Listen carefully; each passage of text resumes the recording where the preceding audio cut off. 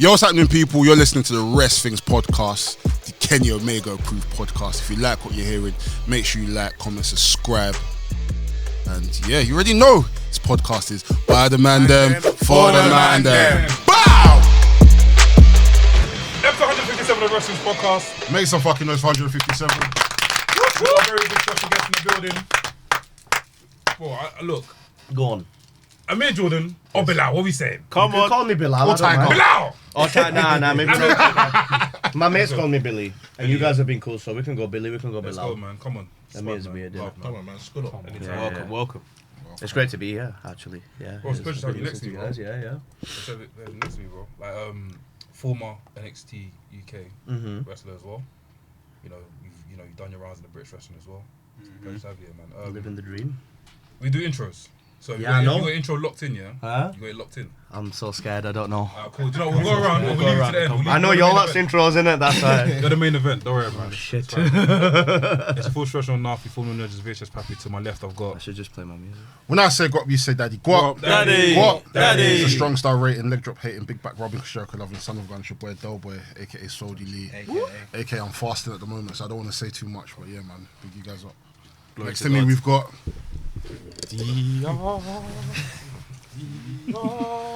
Yes. Unbelievable. some human beings. Anyway, it's your boy Sam Blatz, Mr. Controversial, Underdone, Fisher, Top 5 Dead or Alive, Big Men, Mr. 150 million %, Mr. Hot Takes, you know what I mean? Nikki Bella's baby boy. Oh, yeah. You know. Immediately, the E, aka, your girlfriend's in trouble. Sam Blatz is in the room. Your girlfriend's in trouble. Sam Blatz is in the room. I thought you were fasting, bro. It doesn't mean I can't tell the truth. It's your boy, man. This guy. Fairs. And in front of him, you got the main event liver and champagne sipper, big bat driller, babyface killer. It's your boy Laps in the building. Love that. And to my left, we got. What's up, people? My name's Mex. I'm the wrestling fan, wrestling enthusiast at Wrestlemania. I know the levels went. I've got Adobe, so I'm gonna calm it down. We all went for that one. I'm going again. What's up, people? My name's Mex. I'm a wrestling fan, a wrestling enthusiast at Wrestlemania, if you will. And you are tuned in to another episode of the WRESTHINGS podcast. To the left of me, we have. Yo, people. Come on, get your phones out. Put the light up. Oh my God! Delboy, do the light. I can't believe this. Oh my God! Dun dun dun dun dun dun dun. Hit us with the NK. Let's go. Yo, people,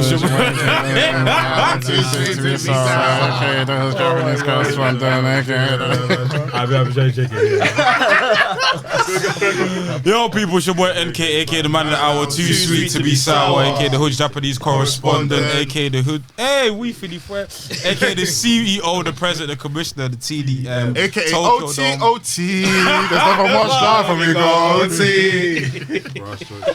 Yeah, scoot up, man. Hey, We got to hear this one now.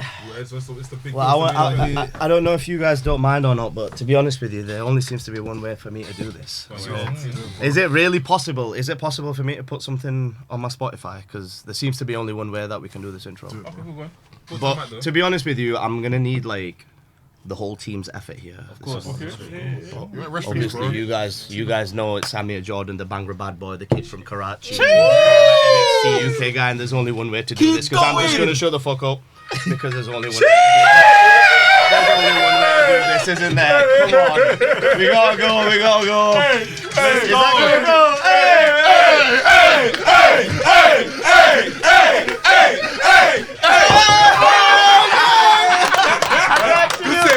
Good save. Saved it. I remember back in the day there was a Jay-Z version of it. Do you remember the Jay-Z version? Yeah. That to go off, man. That one was sick.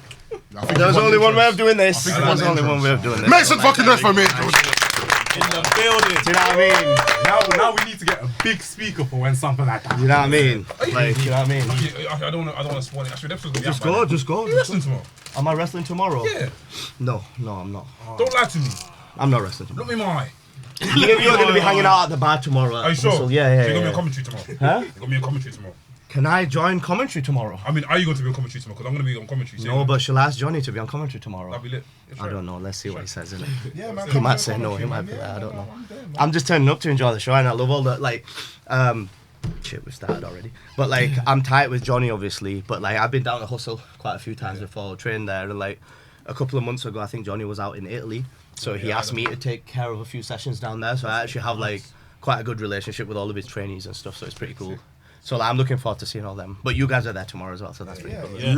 Hackney Wick, and I've not been to one of them Hackney Wick shows. I've heard they're good. Electric. I heard the last time was sick. Yeah. Oh, and I love last time. Big pop, pops, man. innit? I had like, it's crazy because the people that come to these shows are like either old wrestling fans or new wrestling fans. Yeah. And they're just basically soaking in that energy, and it's just, it's a carnival. Yeah, it looked good. It looked Literally, good. it's a different Yeah. Well, that was it. Like, since I've been down here all week anyway, so I was just like, I might as well stay. Might as well stay down in London. Plus, I've got like a bit of a relationship with London anyway. I like coming down here, so I like that, bro. it's pretty good. Love Yeah. that, man. So I would never live here though. Too expensive. I don't know how you do it, bro. Yeah, it is. Yeah. I just buried it all. It's hard. If I wasn't. Do you know what? I lived here. Do you know what it was? I lived here when I was single, when I just come straight out of uni, when I was making good money, and that was absolutely amazing. I would say that was one of the best experience. One of the best things that I did living in the UK was spending that 2 years in Emphasize London. when you were single, so it must. Yeah. You know it must. Anyway. You're trying to This guy's trying that aside, that one aside, like, but I'm sorry. but yeah, I do like coming down to London. Yeah, I do, yeah. So yeah, man, let's go straight into it, man. Like, how do you start off? You know, your humble beginnings, innit? Chat to me. In life or in wrestling? It's not. By the way, like, it's not an interview, so bro, just Innit? Should we say just you can talk shit? Yeah, Yeah. man, you can say what you want. Yeah. So, like, how Do you guys like cricket? I don't know. I can't. I just I went random went with to it. school in Ilford, so I'm not really. Ilford though, the boys. East London, all the West Indians play down there, don't they? Yeah. Down out in East, yeah, I seen them. We were there Is remember that time. We were at it the park. 2020? Yeah, T20, bro. T20, I watched that before. Yeah, Oval or Lords. That's the fast one, isn't it? Yeah, No, I watched on TV. The fast one. Yeah. No one else here gives a shit about cricket. No, the fast one's good. It's that round. Go Oval, bro. I don't know. Oval down in Oval. Yeah. I know the Uber. Or Lords, St John's. Yeah. Sorry, I will move on from the cricket when you guys are. Yeah, so yeah, how did you get into wrestling? I just like really like cricket. How did you get into wrestling? How did you first start off? So basically, my granddad. So I'm from Pakistan. I was born out there, right? So I moved to the UK when I was like 4, and my granddad used to live in Pakistan, but he'd always come over in the summers to see us in Yorkshire, and he was a big wrestling fan. Both my granddad and my grandma didn't really speak much English, but they loved wrestling because they understood. Like my grandma, it was like born before Pakistan even existed, like before partition, but she loved wrestling because she was just like, yep, I know that Vince McMahon's the bad guy and he's the good guy and all of this. So he asked for SummerSlam 97, the one where it was Shawn Michaels as the special guest referee, and it was Bret Hart, Undertaker, wasn't it? Yeah, it was Undertaker, yeah. Bret Hart. That one, yeah. So that's the first ever wrestling I was ever exposed to. And then after that, it was just like, because it was VHS days, that's like 97, so it's before the internet or anything like that came out. And like, it was quite strict in my house, so we weren't really allowed like video games or anything like that. And then like, we never had like the Sky Sports channels and all that stuff to watch like any wrestling, so I was just kind of like, just seeing what I could get hold of, to be honest with you. And then in between, we moved to Pakistan for 2 years in between, so I'd always watch it with my grandma out there because she had like cable TV and stuff, so that's kind of how it all started. After that, it was just trying to, Nice one, for grandma. you know what? Always older generation.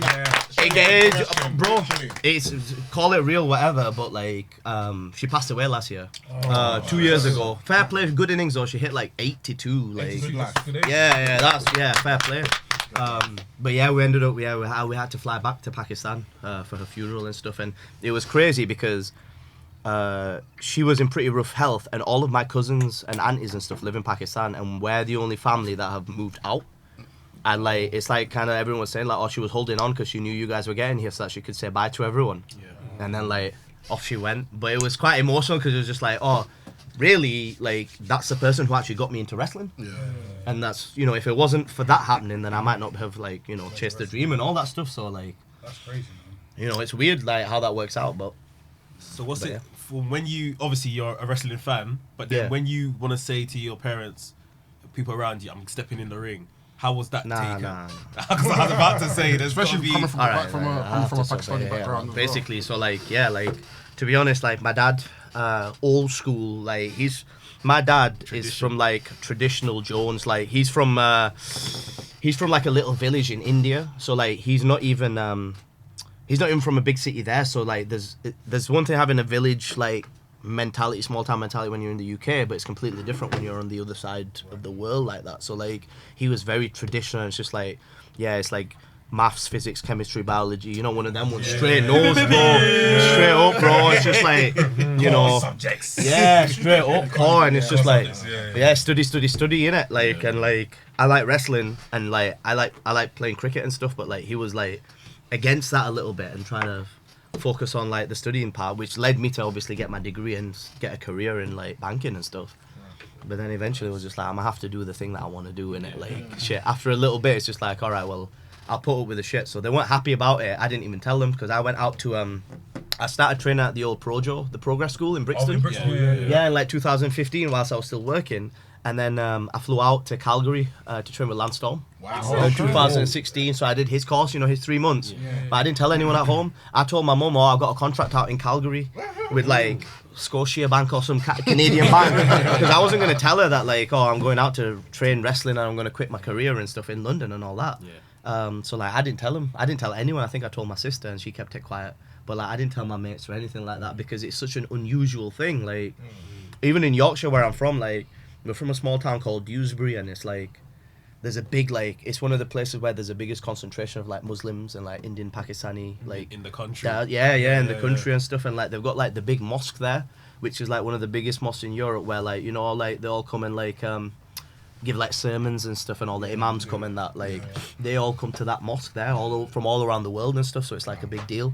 So like it was always like, you know, it was very much like you do the thing that you're supposed to do. Like all my mates are pharmacists and doctors and dentists and lawyers, and you know what I mean, and the ones that weren't smart enough probably like call center or whatever, but like they're still sticking to those things, you know what I mean.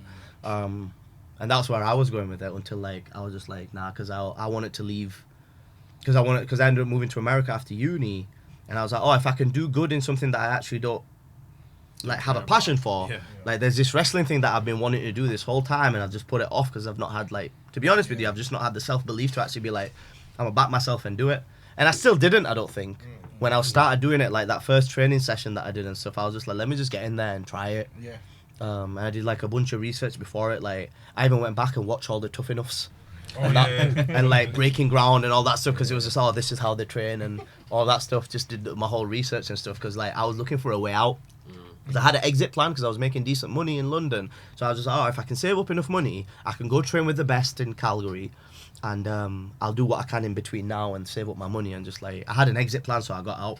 But like I'd be lying if I said Gatwick Airport on the way out to Lancers, I was waiting at the you know, near the gates and stuff.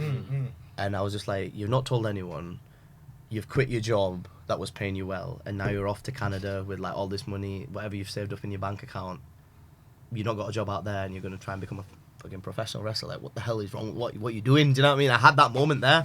But then I was just like, this flight's booked, you better get on that plane and go now. Do you know what I mean? So I'm glad I went, to be honest, but at that time I'd be lying if I said I was just like, shit, like you're throwing away a lot. Do you know what I mean? And like, you've not told anyone.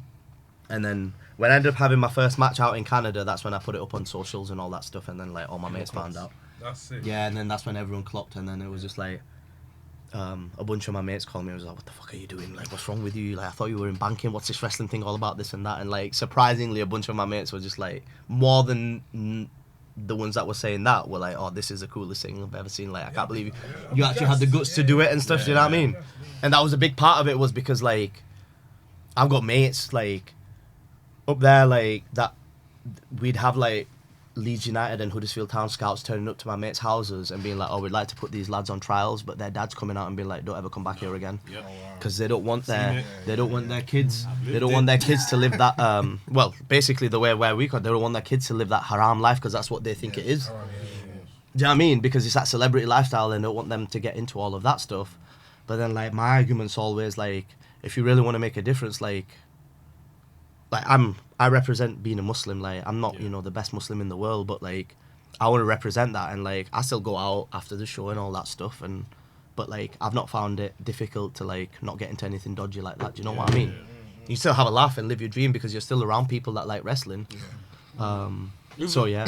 Even speaking on that, obviously, like being a wrestler, like you're obviously on the road, and we hear stories about wrestlers being on the road, getting up to like mischief or whatever. Like as a Muslim, have you ever felt it like difficult because some of your peers might be doing stuff that might be against you, or have you ever felt that, you know what, like have you ever felt that your locker room being supportive of you? Like bro, to be honest with you, that I'm glad you asked that question. To be honest, that's a great question because a big part of it is I've dealt with it ever since I moved here. So like we moved in '94 and we moved to Yorkshire. I don't know if you guys remember if it came down, but it was national news. But you know the Bradford riots. Do you remember like the riots back in the day? It was pretty rough up north and stuff, and it was quite like it was quite racist where we lived and stuff. So like I did deal with a lot of that in school. Do you know what I mean? Like it was like silly little things. Like I'd be trying to fit in at Christmas, and I'd be like, oh, like what did everyone get for their Christmas presents? And I'd be like, oh yeah, like I got a Man U t-shirt. I didn't get a Man U shirt, but I just wanted to join in. And then the teacher would be like, oh no, you didn't. You don't even celebrate Christmas. You know what I mean? But bro, I don't blame it. But back in those days, like that's what it was because there wasn't as much awareness about that stuff. Do you know what I mean? They just say how it is. And it's just like, you know, it was what it was. But I dealt with that. But then having like lived a normal life, so to speak, having like gone out and like traveled a lot and stuff, that's probably what helped me deal with all that other stuff in terms of like, you know, being around all that stuff and like knowing when to say no and stuff. Like I got asked to like I had my mates trying to get me to drink when we were 16 and our, you know, end of GCSE's bloody house party. Do you know what I mean?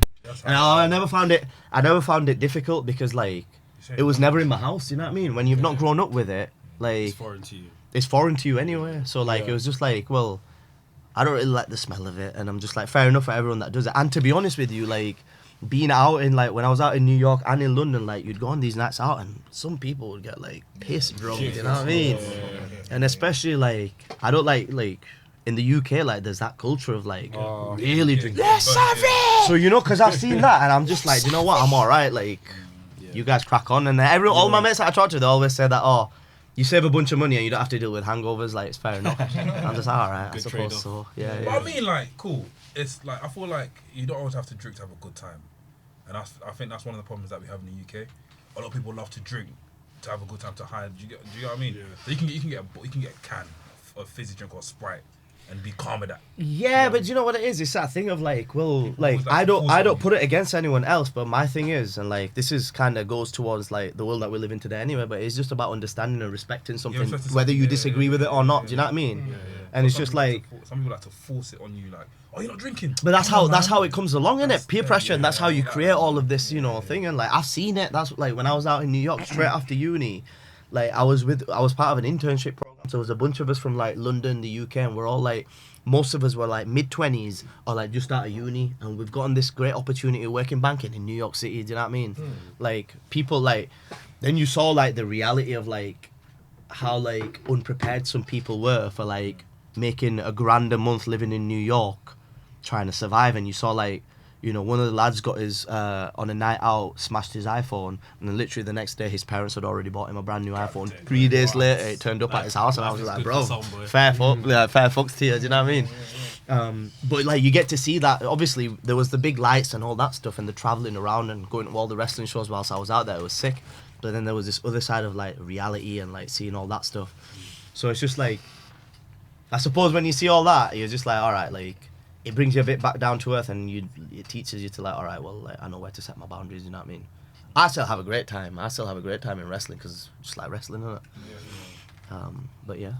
I don't even know how we got onto this bit. What are you saying? How was your 3 months in Canada training under Lance Storm?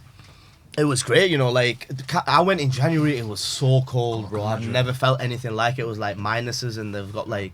And then they have like, because they've got the mountains there, there's a wind chill that comes through as well that makes it feel like, you know, on Google weather it says like feels like sometimes, and it's like 10 degrees less because of this wind coming from the mountains and shit. So like I ended up actually spending 6 months out there, and I did the 3 months training with Lance, which was great. It was like you're in there with him 5 days a week, and the sessions were like 10 till 1. So it's a full-time thing. And like there was lads from like America, I came from the UK, Lewis Howley, you guys know Lewis Howley? He was in my class. Elton Prince on NXT. Oh, Yeah, pretty deadly. Yeah. Yeah. So like Lewis was in my class, so that's where I first met him. Who else was in there? One of the lads that did AEW Dark, but he did like last week. But like there was about a class of 16 of us, and then he had a house that he rented out as well. So like we stayed in like the house and stuff. Like it was like a little wrestle house for 3 months. Does that come with the cost of? Yeah, exactly. Yeah. So like it's just like, oh well, like I've got this house to rent out, so like I'll do you a good deal on it. And then so we stayed there for 3 months, and then we did the training, and ultimately as we started getting better, you actually end up having matches with him. So like I had a match with him, I took his super kick, it was pretty cool. Do you know what I mean? Super kick's cold though. I can't lie. It's cool. And he can still move, like back then, like he can still move, like he was pulling out back flips and everything at his age, like in good shape as well, yeah. And then I spent 3 months doing the Canadian Indies because I had a bit of money saved up from my bank, and I didn't work a day in that 6 months at all. But I was like, I got a bit of money saved up, let me try and do some indies in Canada, because at that point, it's like the wrestling thing, right? We were training, but because that's all I was doing there, I was going to like the local shows to help out and stuff, because again, that's where Lance was just like, oh, you got to do this. Like you got to go to shows and help out. That's how like, you know, you get around and stuff. Networking basically. Yeah, you got to do it. Like, and like that's what I learned that doing. I learned that from Canada, but also from like I used to do like ring crew at Progress, you know, back in the day. So like if you watch some of the old like clips from like 2015, you'll see like a skinny me stood in the corner and like catching dives, and you know like when you get to do ring crew, you get to do like little spots in the ring. No. Yeah, you know that one, or like catching dives and that. The catching dives one was good. It's like there's 3 of you, and then like 2 of them go 10 meters that direction. I'm just like, what? Why have you not left that one? We've all seen it, innit? Yeah, of course. So like because through all of that stuff, like I was just like, screw it. You know what? I'll stay because I like traveling anyway. So I was like, it'll be a good experience. So like I ended up like driving like 10 hours from Calgary to like Kelowna, which is in British Columbia. It was like 10-12 hour drive through a time zone. And then like we'd do like Edmonton, which was about 3 hours north, and then like we did like Saskatchewan, you know where Brock Lesnar lives. Yeah. I wrestled in like this place called Regina, and this other, I know in it. What the fuck, bro? Straight up, it's called Regina. See Regina. That's what they call Regina in Ghana, you know. We don't say Regina, we say Regina. But how do you pronounce You guys are mad horny. But it's still. You guys are mad horny. Regina, bro.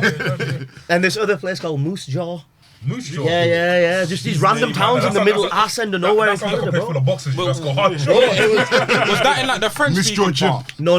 That was west, the Okay. Montreal part, what is it, Quebec part's east. Okay. But I was Western Canada, so Got it was you. like completely the other side of the bloody world. You know what I mean? Like the flight was about 13 hours. It was far because it's like. It's not even to like Toronto or New York. It's like on the other side of the bloody country. You know what I mean? The one So, that's next to like Norway, not Norway, but what's the Alaska. Iceland? Alaska. Yeah, Alaska, yeah, exactly. So like, It's defo cold up there. but you know what? It was a good initiation because I was just like, now I look back at it and it's just like I ain't never doing a 10-hour drive in the UK. Do you know what I mean? So it was good to like live that life a little bit because it's like it's tough out there.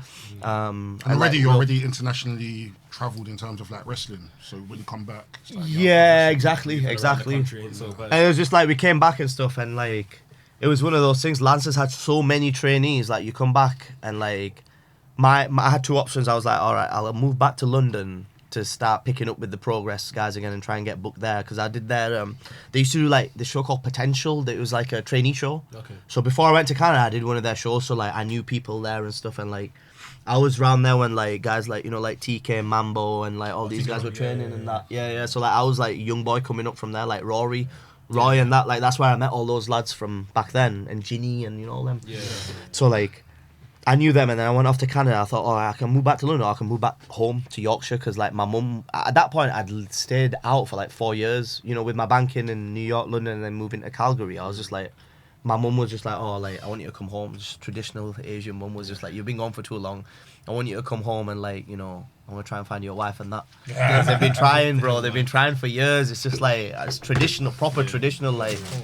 My siblings all got married at, like, 19s and 20s and 21s, do you know what I mean? Because they wanted to as well. Yeah. And then I got looked as the odd one out because I was just like, nah, like, I want to wrestle, I want to travel and that. And Are you the youngest? I'm number 3 out of 4. I've got 2 older sisters, but again, like in Pakistani culture, I'm the oldest son.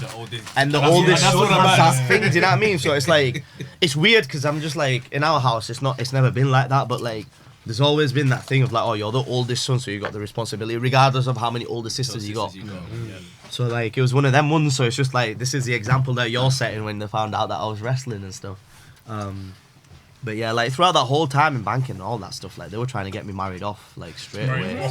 Bro, that's what it is, because it was just like, oh, you've been to uni, you've got a good degree. You're set. You're a very good potential suitor. Like, That's what it is, the way bro. they see I it, went to one of them in London. I was just like, because at that time, by then, I was just like, I was like single, like you said. Like you said. So I was just like, and I was just like, oh, like, all right, you know what? I'm 26. This was like before the wrestling thing, and I was just like, all right, mom, come on then. She goes, oh, like, there's a, because we have arranged marriages, innit? And I was just like, all right, do you know what? Go on then. I'll try it. Because you never know. I was just like, all right, she might be all right. Might be a buff to get a big back, fam. You know? No, I can't lie. Well, look, bro, arranged marriage, you turn up, you see that buff thing with a big back. But it's not. You're saying like it's a surprise. Yeah. It's not meet you at the It's not Royal Rumble, bruv. You never know, bro. You know what I'm saying? Like, Well, check this out. What ended up happening was my mum drove all the way from Yorkshire down to London, because this is where this girl. I got the tube from like Elephant, God knows where it was, out in Harrow or something. Do you know what I mean? that's queer, you know. And then I've turned up at their house, and the parents were like, "Oh, she's gone out with a mate. She's not coming back for a bit." Oh wow. And I was just like, "What the fuck is this?" I'm trying to go this way. Right? So then, like, I'm sat there in the living room talking to her parents. My mum sat there, obviously, like, you know, talking to them about back home and where you're from and all this and that. Because, like, you know, there's a potential, you know, something happening there. And then she eventually turns up and sits on the other side, and my mum's, like, sat there being like, go on, go talk to her, go on, go talk to her. I'm like, this is fucking bullshit. I'm never doing this again, get me out of here. It didn't work out. I think we added each other on LinkedIn or something. Legit, we added each other on LinkedIn or something. You know what I mean? Instagram, Bro, legit. LinkedIn. She added me on LinkedIn. Oh my god. She was an accountant and I was in banking, so it was just that like, makes oh, sense. like, you know, that's how it works. So then I was, That's yeah, but come on, LinkedIn, bro. Yo, your Like, mum thought she was a master, but she's like accountant, we weren't gonna, banking. It makes sense. Book it. Yeah, mate. WrestleMania. Right, let's just get to know each other on bloody LinkedIn DMs. What the hell? Suffice to say, I never tried one of them again. And I never saw her again. And then wrestling happened. So then I was just like, when I started wrestling on the indies and stuff, this was obviously before the WWE thing. Like, at that point, like, my mum was just like, so, like, you're planning on doing this wrestling thing, like, as a hobby, right? You know, like, once every couple of months and stuff. You know, like, she thought it was like boxers and that. Do you know what I mean? She was like, oh, you're part-time and you're going to do your banking and stuff. And I'm like, yo, I'm trying to do this, like, 3 times a week. Do you know what I mean? Like, at that point, I was just like, let's go. And part of the reason why I moved back to the UK was because in 2016 things were starting to kick off. Do you know what I mean? So I was just like, I got to get back home. I'll stay with my mum, so like she'll keep her at bay. I get free rent and free food and that. Do you know what I mean? Like I get my meal prep. Do you get me? Washing done, and I can just focus on my wrestling. And the good thing with Yorkshire was traveling wise, because you got to look at it. It's like practically traveling wise, Yorkshire's good because it's in the middle of the country. You go Scotland, and then ultimately that's why I ended up doing it. And it worked. Yeah, exactly. It's right, M1 and M62. So I was just like, you know, it makes sense.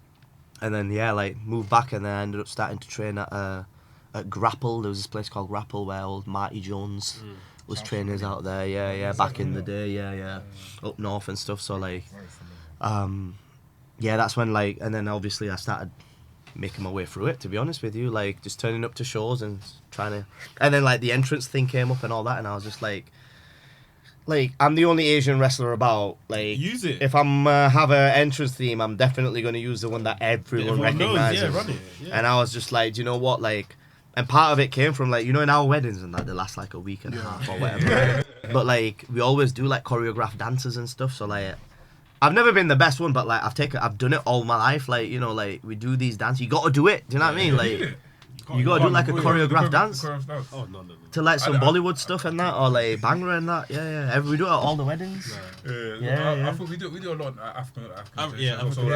They'll get the camera following you up. Someone will, like 2x2, they'll come out the bridesmaid and thing. Yeah. But it's like, camera, bro. But it's like I said to my missus, I'm not doing it. I ain't got time. Bro, been doing it. You gotta rehearse, like you gotta proper rehearse. It gets taken proper seriously. You get bollocked if you do it wrong and shit. And I'm just like, whoa. It's because I know what. Let's go. You know if you go on YouTube and type in like Indian or Pakistani wedding dance. Some of them are like properly choreographed with like millions of views and stuff. Like people are like putting that content out there. Spectacle. Yeah, it's because that's what it is, isn't it? Like we've just got to be extra with it, with like all the colours and all that stuff. So like I'd been doing that anyway. I was just like, oh well, like if I just put that in an entrance with a song and brought a bit of energy to match the song and stuff, I was just like, oh, like there might be something there. Do you know what I mean? Because no one else is going to be doing it. And I'm just like, at that time, like everyone was like trying to come out to like 3 Days Grace or like, do you know what I mean? Like them ones. Do you get me? And I was just like, oh well, this is a little bit something different, and like I can vibe with it because that's all I've been doing all my life anyway, at weddings and stuff. So I was just like, right, go on. It's been nice to come back on the indies and like get to do that entrance again, like get all that stuff going, because it is like, it's just like, just have to do extra cardio though. How did you get like? Do you remember the day exactly when you got the call from WWE for NXT? Yeah. So, talk me through. Like, Oh my god. So basically, like that first tournament happened, didn't it? That one that Tyler won. Yeah. And that I said I'd only come back from Canada for like 4 or 5 months, and I was like, that first tournament's happened, and the rumours started going off, and I was just like, shit, this is good timing. If I keep working at it, like you never know, innit? And then like I started getting a bit more self-belief as I started getting out there and like going up to like North up in Newcastle and starting to travel around a little bit and like get into more promotions and stuff. And I think like promoters found that like I was someone good to put on, especially like I always had like I always enjoyed this spot, but they'd always put me on first. Just like, oh, you could, with your entrance and your character and stuff, you can have a good match, you can get people up and warmed up for the show. And even now, like a lot of promoters, like they give me that spot, and actually like I feel like quite like It's important. a responsible aspect of it, because like they're always saying it, like after the main event, the most important match of the show is the first match, because that's what kicks it off. So like I was enjoying it, and I was just like, to be honest with you, at that time, like I started getting on the camps as well. So I was doing Butlins and stuff. So I was coming down to like Bognor Regis and Skegness and Minehead and all that stuff. So I was getting these summer camps and all that stuff. And then, you know, I don't like, if you remember back in those days, like we were doing midweek shows, bro.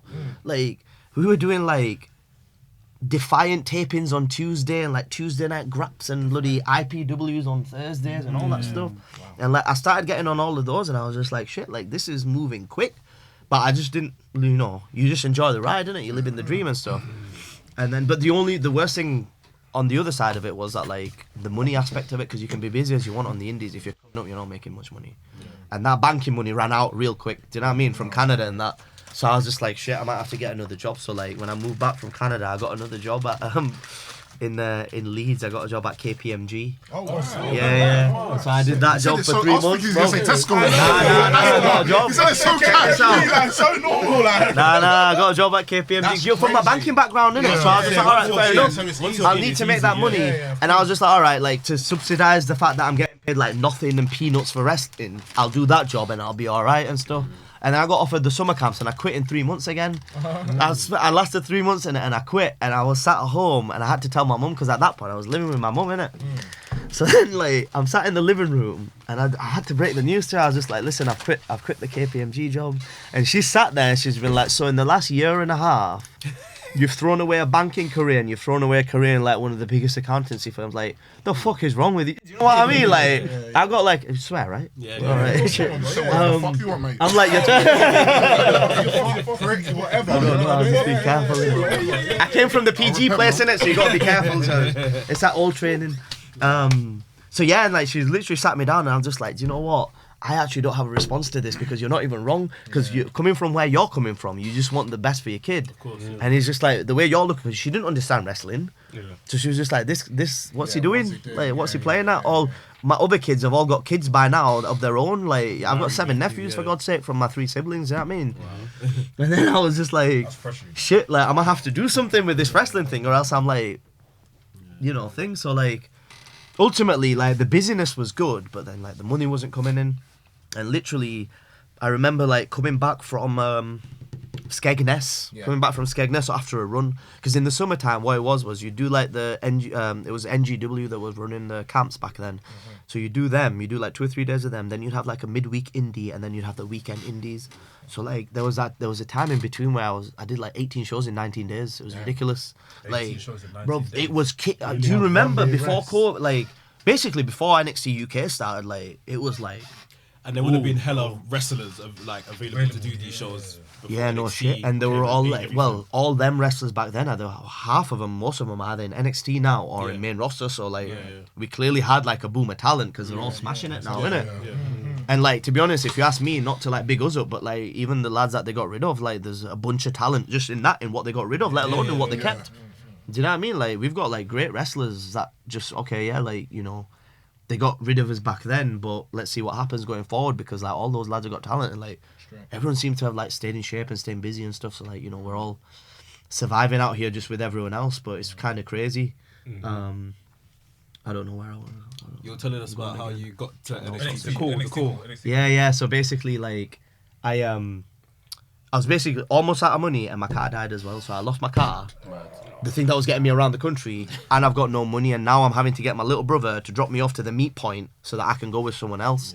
And that lasted for 3 or 4 days, and I was like, bro, you've made the worst. This like again that thing that I was thinking about in the airport. I was just like, shit, like you're like, at that time I wanted to be like 27. I'm like, you're 27. You're still single, do you know what I mean? Like, that's still going on. Do you know what I mean? What about us And at then- 28? I know, like, I feel the pressure, Nah, but like the marriage thing and all that, right? After all that pressure, and then it's just like, and then you got no money and all that stuff, so it's just like bloody hell, like. And then coming back from that show, one of the other lads got an email. And You're then, gonna get emails. Yeah. So That- like, he got an email. I won't say who it was because I don't want to. You didn't have to apply for it. Just email, pack 'em, just done. Well, that was it. So basically, I guess I can say that I got offered. You know, remember World of Sport? Yeah. They did World of Sport. So like, I got offered that. Nice. So I got offered that like. I got offered that after the NXT UK thing, but basically all it was one of the lads in the car got the email, right? And I was just like, but that wrestler's been around for a while, right? But like, I was so new, I didn't think that I'd get an email. Obviously, he got the email, so I was just like, shit, let me just check my junk in it. Like, let's just see, because it wasn't in my inbox, obviously, because I've never emailed to WWE before. So then, like, I checked my junk, and there was an email there about being like, oh, we'd like you to take part in the WWE Champion. And I'm just like, at that point, just shitting myself. It's like golden ticket, bro. I was just like, what the hell? Like, what? How do you email? And From your bio or something?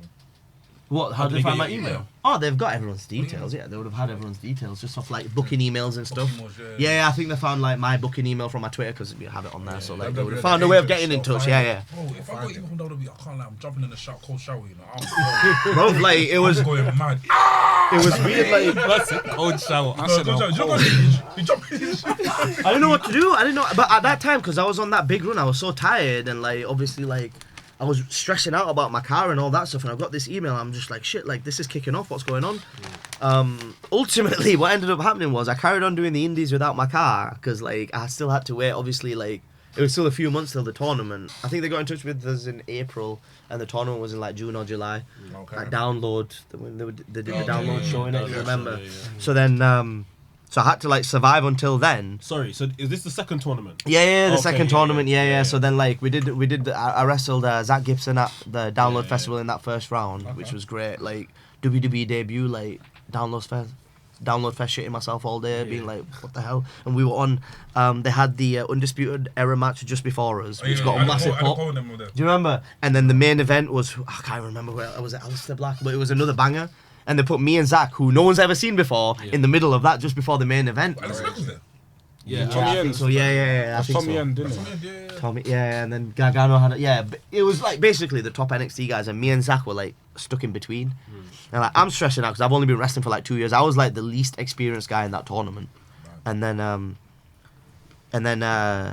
Zach was under pressure because like he wanted to perform, and that was his first time there as well.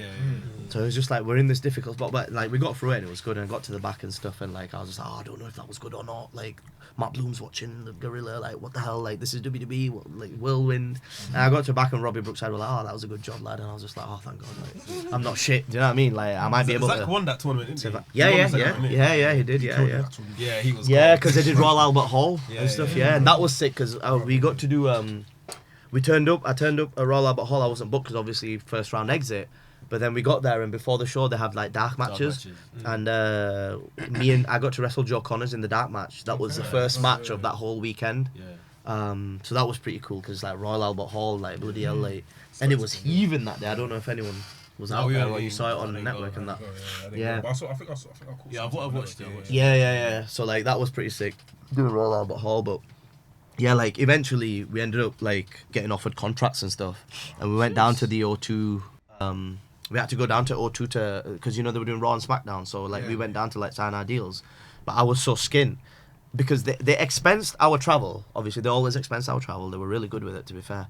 But because I didn't have enough money in my bank account because I was skint at the time, I mega busted it down. Because I was just like, I ain't gonna ask my mum now because she's already a bit pissed off with me for throwing all that. I've got heat there.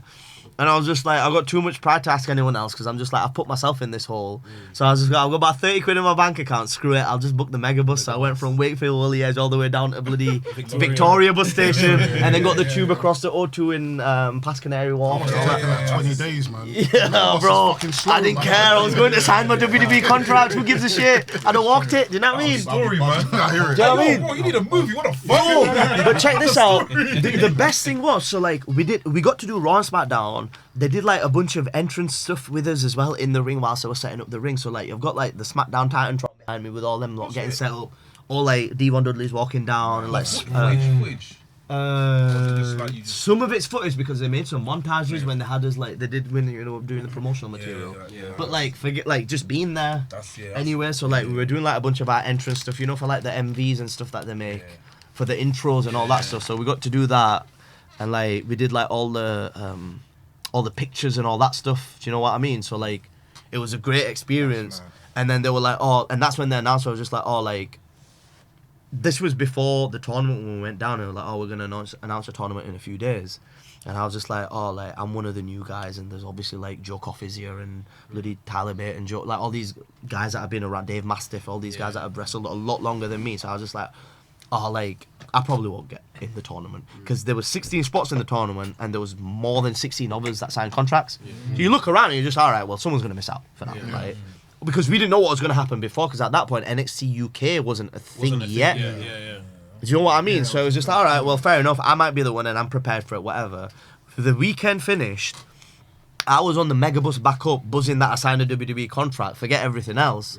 And then like I got a ping because the YouTube thing came out on my thing because I'd been tagged. Was I tagged? I don't think I was tagged. I just saw the YouTube thing. First half of NXT UK competitors announced. I was like, all right, let me watch it.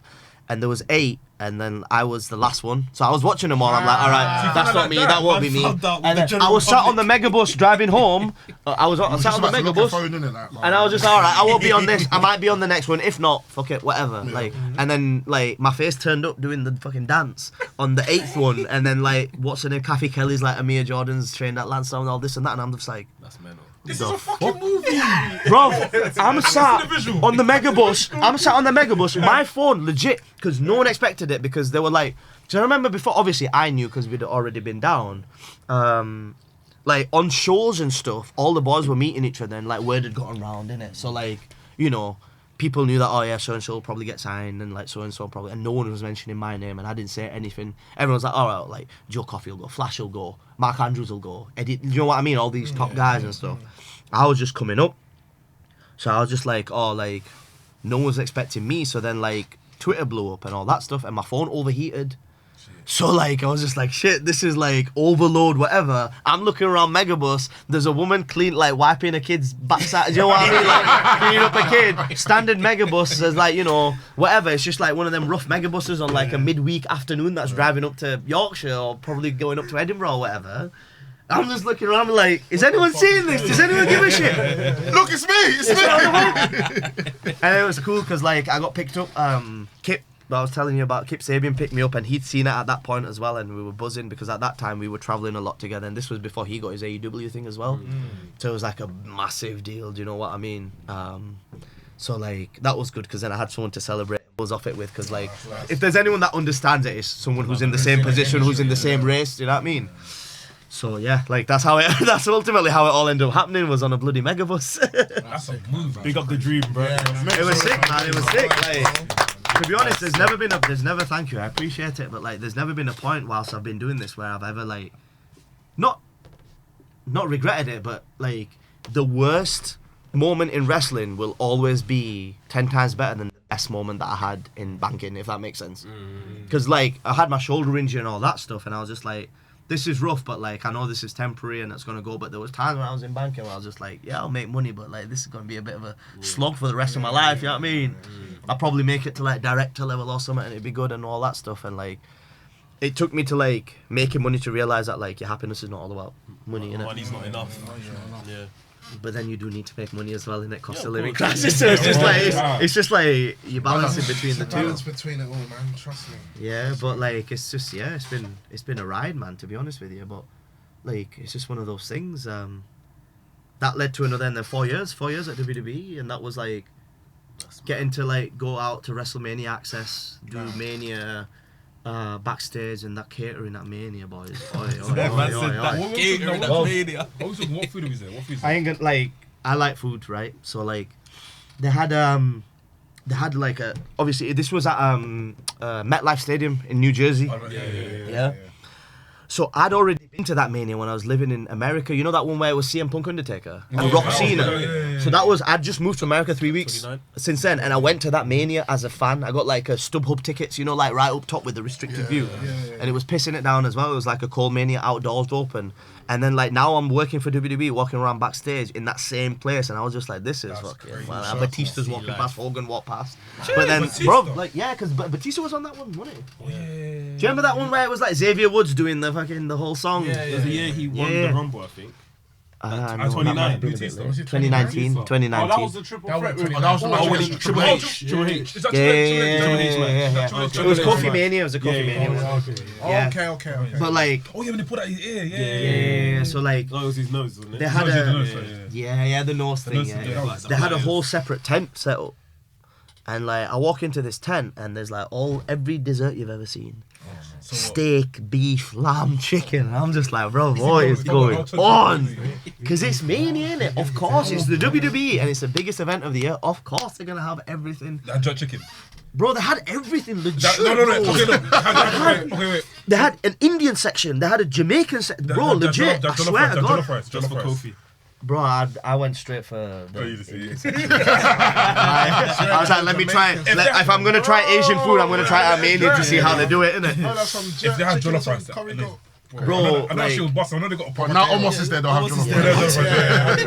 So wait. What happens if you eat all of that and then you got a match in it? You can't. Yeah, but like, you time it, innit? You time it. You eat after, innit? Yeah, you eat after and that. We weren't on the show, obviously, it's Mania, innit? So we could eat whatever we wanted to, innit? Just like slightly going in and just like. They managed to bring us backstage, man. But like it's WrestleMania backstage and you know everyone's turning up. So like I'm sat there one time and like Tyson Kidd walks up and Bret Hart's messing around with him because they're like pals and stuff in it. Because like he's like ribbing him and shit, like flicking his nose and stuff. And I'm just like, what am I doing here? What's going on? You get like imposter syndrome, innit? And it's just like there was I'll be honest, for me personally, and like I'm happy to say it now, but like there was a lot of that throughout that time. Was that like, what am I doing here? Like, and it's just like eventually you get given like a little bit of confidence, and like we'd have like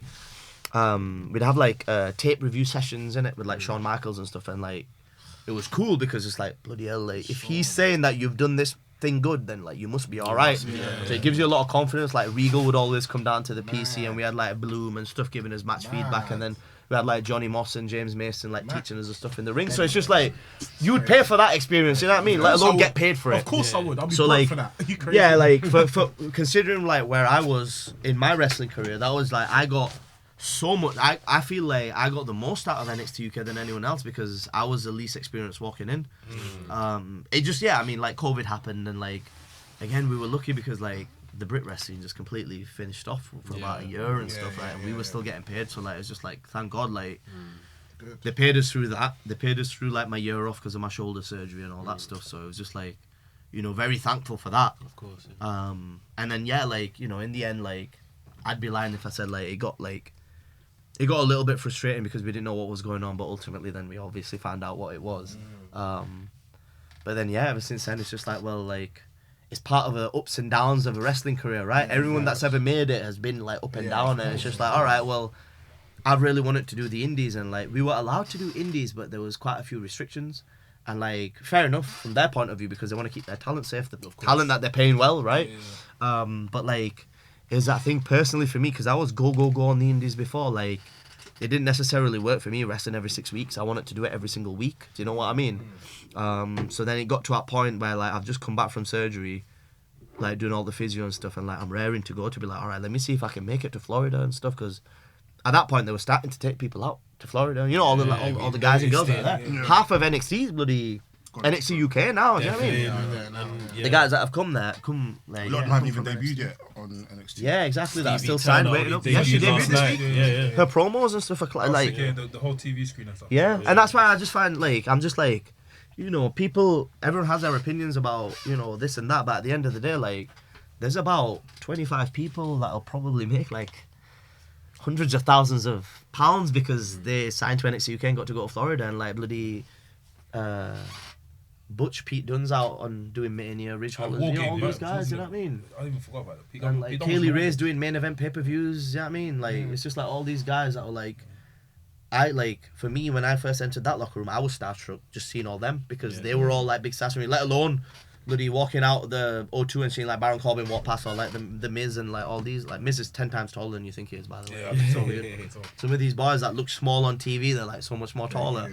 Yeah, it's crazy, but like, it's just like, I was imposter syndrome there, let alone fucking the top main guys and stuff. So it was just like, for me, like I said, I did benefit a lot from it, but it's nice now to actually have like the freedom of the independence. And like I said, like I'd got to go to Italy, and like I'm doing the indies now and stuff, and like indies are picking up now as well. You're back at the North Wrestling as well. Yeah. I wrestled Joe Hendry for the Digital Impact.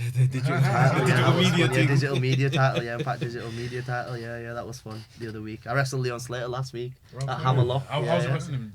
So good, man, so good. We did a dance up at the start and everything. Yeah, but yeah, no, that was good. And like, I'm just like, I'm seeing all these new guys now. Like, I was at Riot Cabaret yesterday. I was just like, oh, bro. Mr. Blobby came out, innit? The real Mr. Blobby as That's well. Is that No. He actually that's the real Mr. Blobby. That was the real. Go check their Twitter. That was the real Mr. Blobby. It wasn't anyone in the thing, because as in the original guy that was on TV. Yes, the original Mr. Blobby, bro. Legit. How did he talk though? That's mad. Wait, are you actually serious? That's the real. Bro, look it up, because I think today someone tweeted out saying that, oh, like BBC are real protective over using their likeness and stuff and that, and then they quote tweeted it saying something about like, oh, we're proud to say that I was like the actual real Mr. Blobby. Is it copyright though? Must have been a bit of a. Yeah, of course. That Mr. Blobby's money, man. Mr. Blobby's. It is pretty cool though, bro. That Mr. Blobby got to be part of the 90s That's Rumble. looking 5 figures. Riot Cabaret wrestling. Shout out Mr. Blobby, man. Trust me. Yeah. It was sick though. Robbie X wrestled Oku. Oh yeah. One of the best matches. Was that last minute honestly. thing? Yeah. It's because he was meant to wrestle Flash. Oh wow. And then Flash got injured, so like Oku came in. But Mr. like Blobby done a meet and greet, you know. Mr. Blobby done a meet and greet at halftime. Yeah, he did a meet and greet. They've uploaded the pictures of it and everything. No, with the real Blobby's Mr. a draw, Blobby. man. Trust me. That's my childhood, man. Do you know what I mean? Like, I'll never. Well, this is Man kind of. said even Uno When my versus man Mr. stormed Blobby. on Good Morning, they're like, oh. How is even Uno not Mr. Blobby? I have no idea, bro. I have no Is idea. even Uno? I think Mr. Blobby's done some other wrestling stuff before. He does some stuff with Scott Hall. Yeah. On TV. He's done something else before, isn't it, Mr. Blobby? Shout out Mr. Mr. Blobby, Blobby, bro. But yeah, like I'm watching all these guys and I'm just like, oh, I'm raring to go now, because I'm just like, I've got that, you know, that like drive that I felt like I had before I got signed, that got me signed in the first place. I'm just like, oh, I've got that back now for whatever the next big opportunity is. But like, it's that thing, like, it's been nice to get back out there, and it's just like, the way I look at it now, it's just like, well, this is just part of your journey. You got signed so much earlier than you expected to anyway.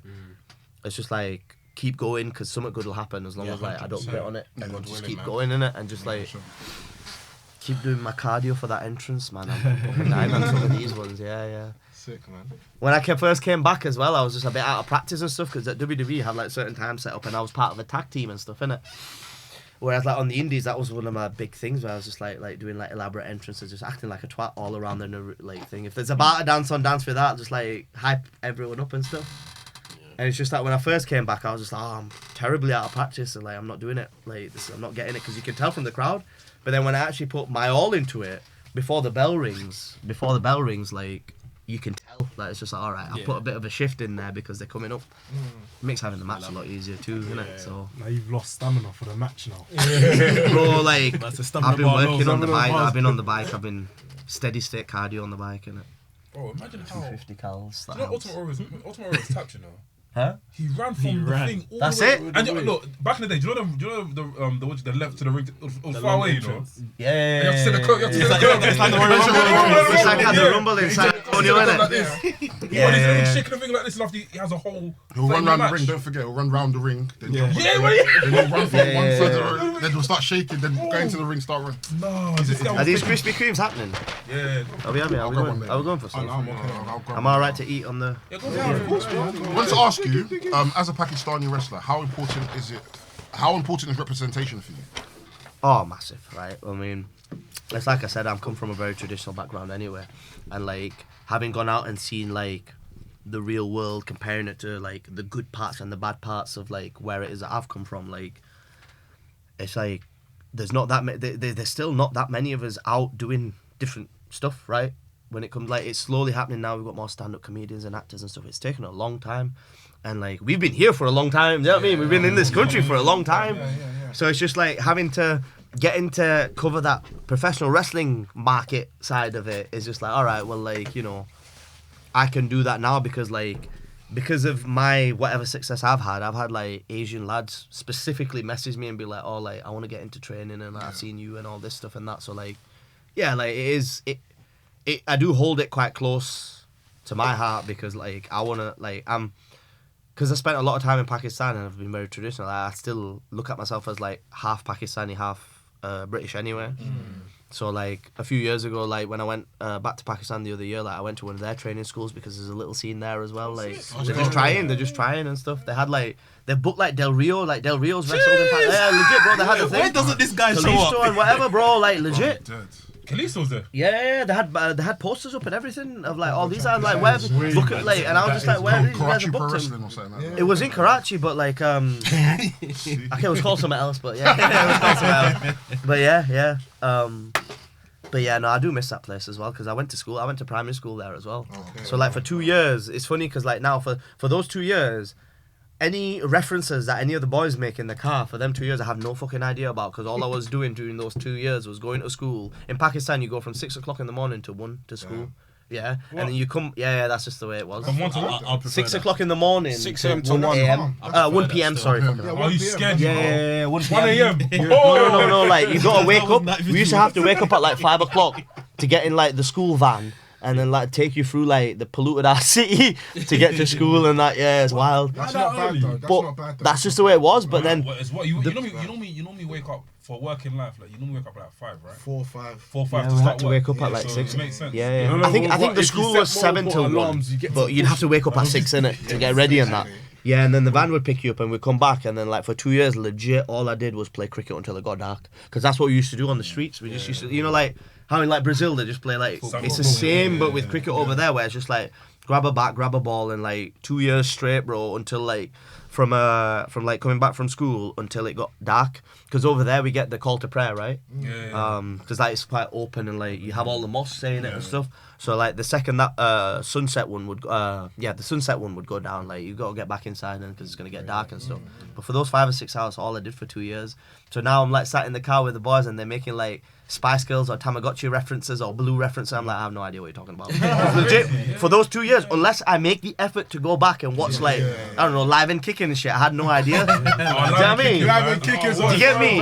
Like, for those 2 years, I just missed it all. But, like, I could tell you everything about, like, you know, any cricket that was going on and any, like, we've got Lollywood in it. So in Pakistan we don't have Bollywood, we've got Lollywood. Oh, you got Lollywood? Yeah. So we used to watch some movies and that. Yeah, so I can tell you all about them. I can't lie, the movie scene down there is quite big still. You know what? They're really in Pakistan, in India, Bollywood's the biggest in the world. But yeah, Lollywood. In terms of production of movies. Yeah. Hollywood, Bollywood.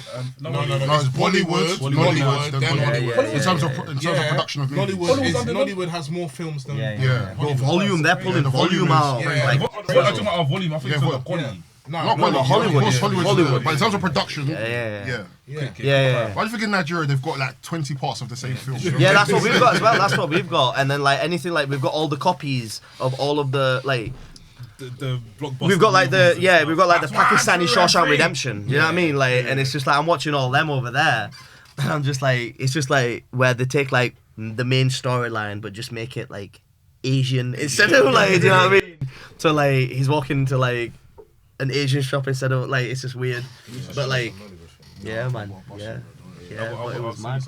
But again, even that, like, it taught me the language and stuff in it. So like, I speak Urdu and Punjabi and stuff, and like Hindi and that. So like, that's good because then like that help. Obviously, like with WWE as well, like it helps, especially like they go into India and stuff, and I can speak that language and stuff. Yeah, I like speaking it as well. To be honest with you, I miss it. I always look for an opportunity to like.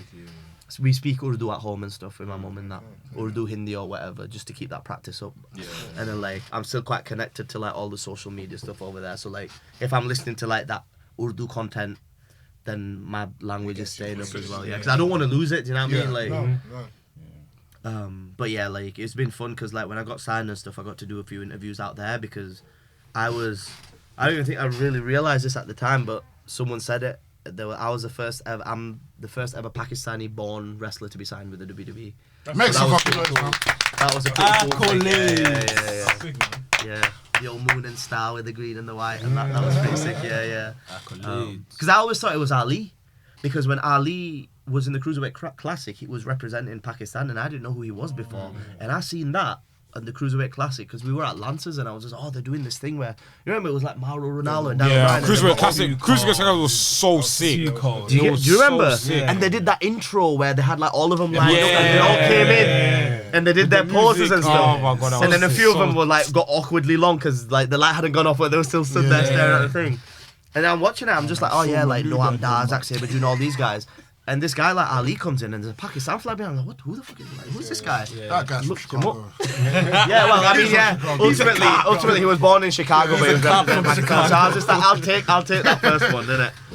But yeah, like someone like that, like I was lucky because like during my time at WWE, like I got to speak to him quite a lot, and like I've got that relationship there, which helps because like it's like we're both coming from the same place, right? And like it's that thing like. Historically speaking, like when you're from where we're from and you're wrestling at WWE, like you don't know what's gonna happen to your character, to your gimmick, like anything. You know what I mean? And it's just like I'd be lying if I said like it was just like, all right, well, like I'm gonna be prepared to like push back on certain things. If I'm honest, do you know what I mean? Because like I don't wanna like. There's a reason why I want it to be a babyface. Is because like everything was cool up until like, and this is getting serious now, but like I was just like everything was cool until everything changed on 9/11. Do you know what I mean? And then like we had it in, and then what I've grown up with ever since then is like a completely different way of like how someone like me is portrayed in like the media and stuff. That's what all our generation. That's what we've all been brought up with, and that's what's kept us a bit like in our own little circles and in our own communities and stuff as well. Partly, and like no one's perfect, but. I've grown up seeing that, so I was just like, you know what, like I'm gonna be a babyface.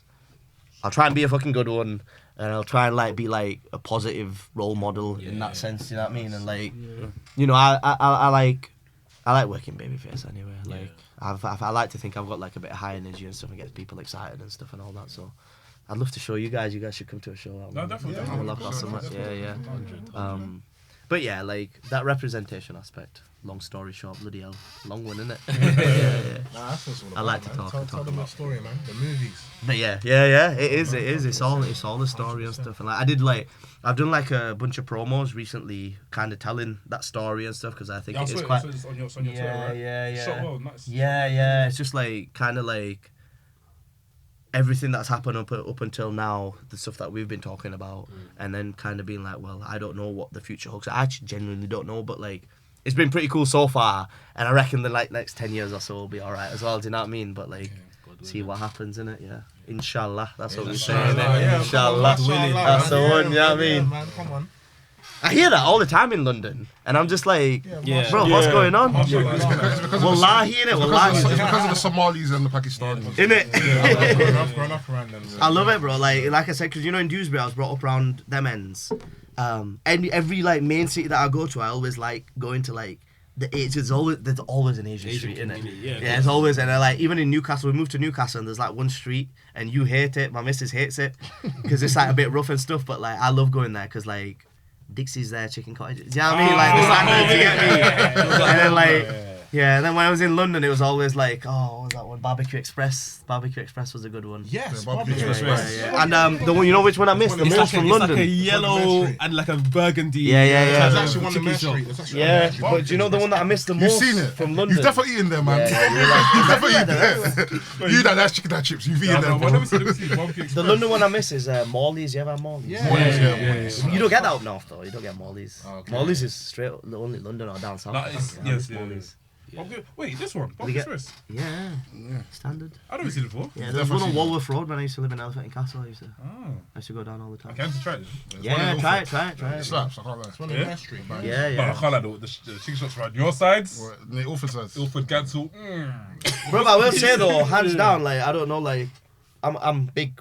I love my curry and stuff. Yeah. London's not it for me. I It's don't know not. if you've ever tried It's it or not. not, but It's London's not it So for me. in 2018, I worked in Bradford for 6 months. What's this way? Bro, the 3 years, Bradford Uni. I've been trying to That's the cover Steve Marketing Bradford. BSc, get Listen. listen. Bro, 3 years, hadn't Bradford even had, Uni, like, man. I hadn't had Marketing? Asian food like that before I went to Bradford, just because I just didn't see, like, when you have the commercial restaurants down here in London, I didn't see the value for money. Like, I'm someone that wants to go and eat as much as possible, and especially with Asian food. You get so many varieties, different innit? varieties. The And samosas, the if you're only starters, the gonna give me thing, one, yeah. one curry and then one rice.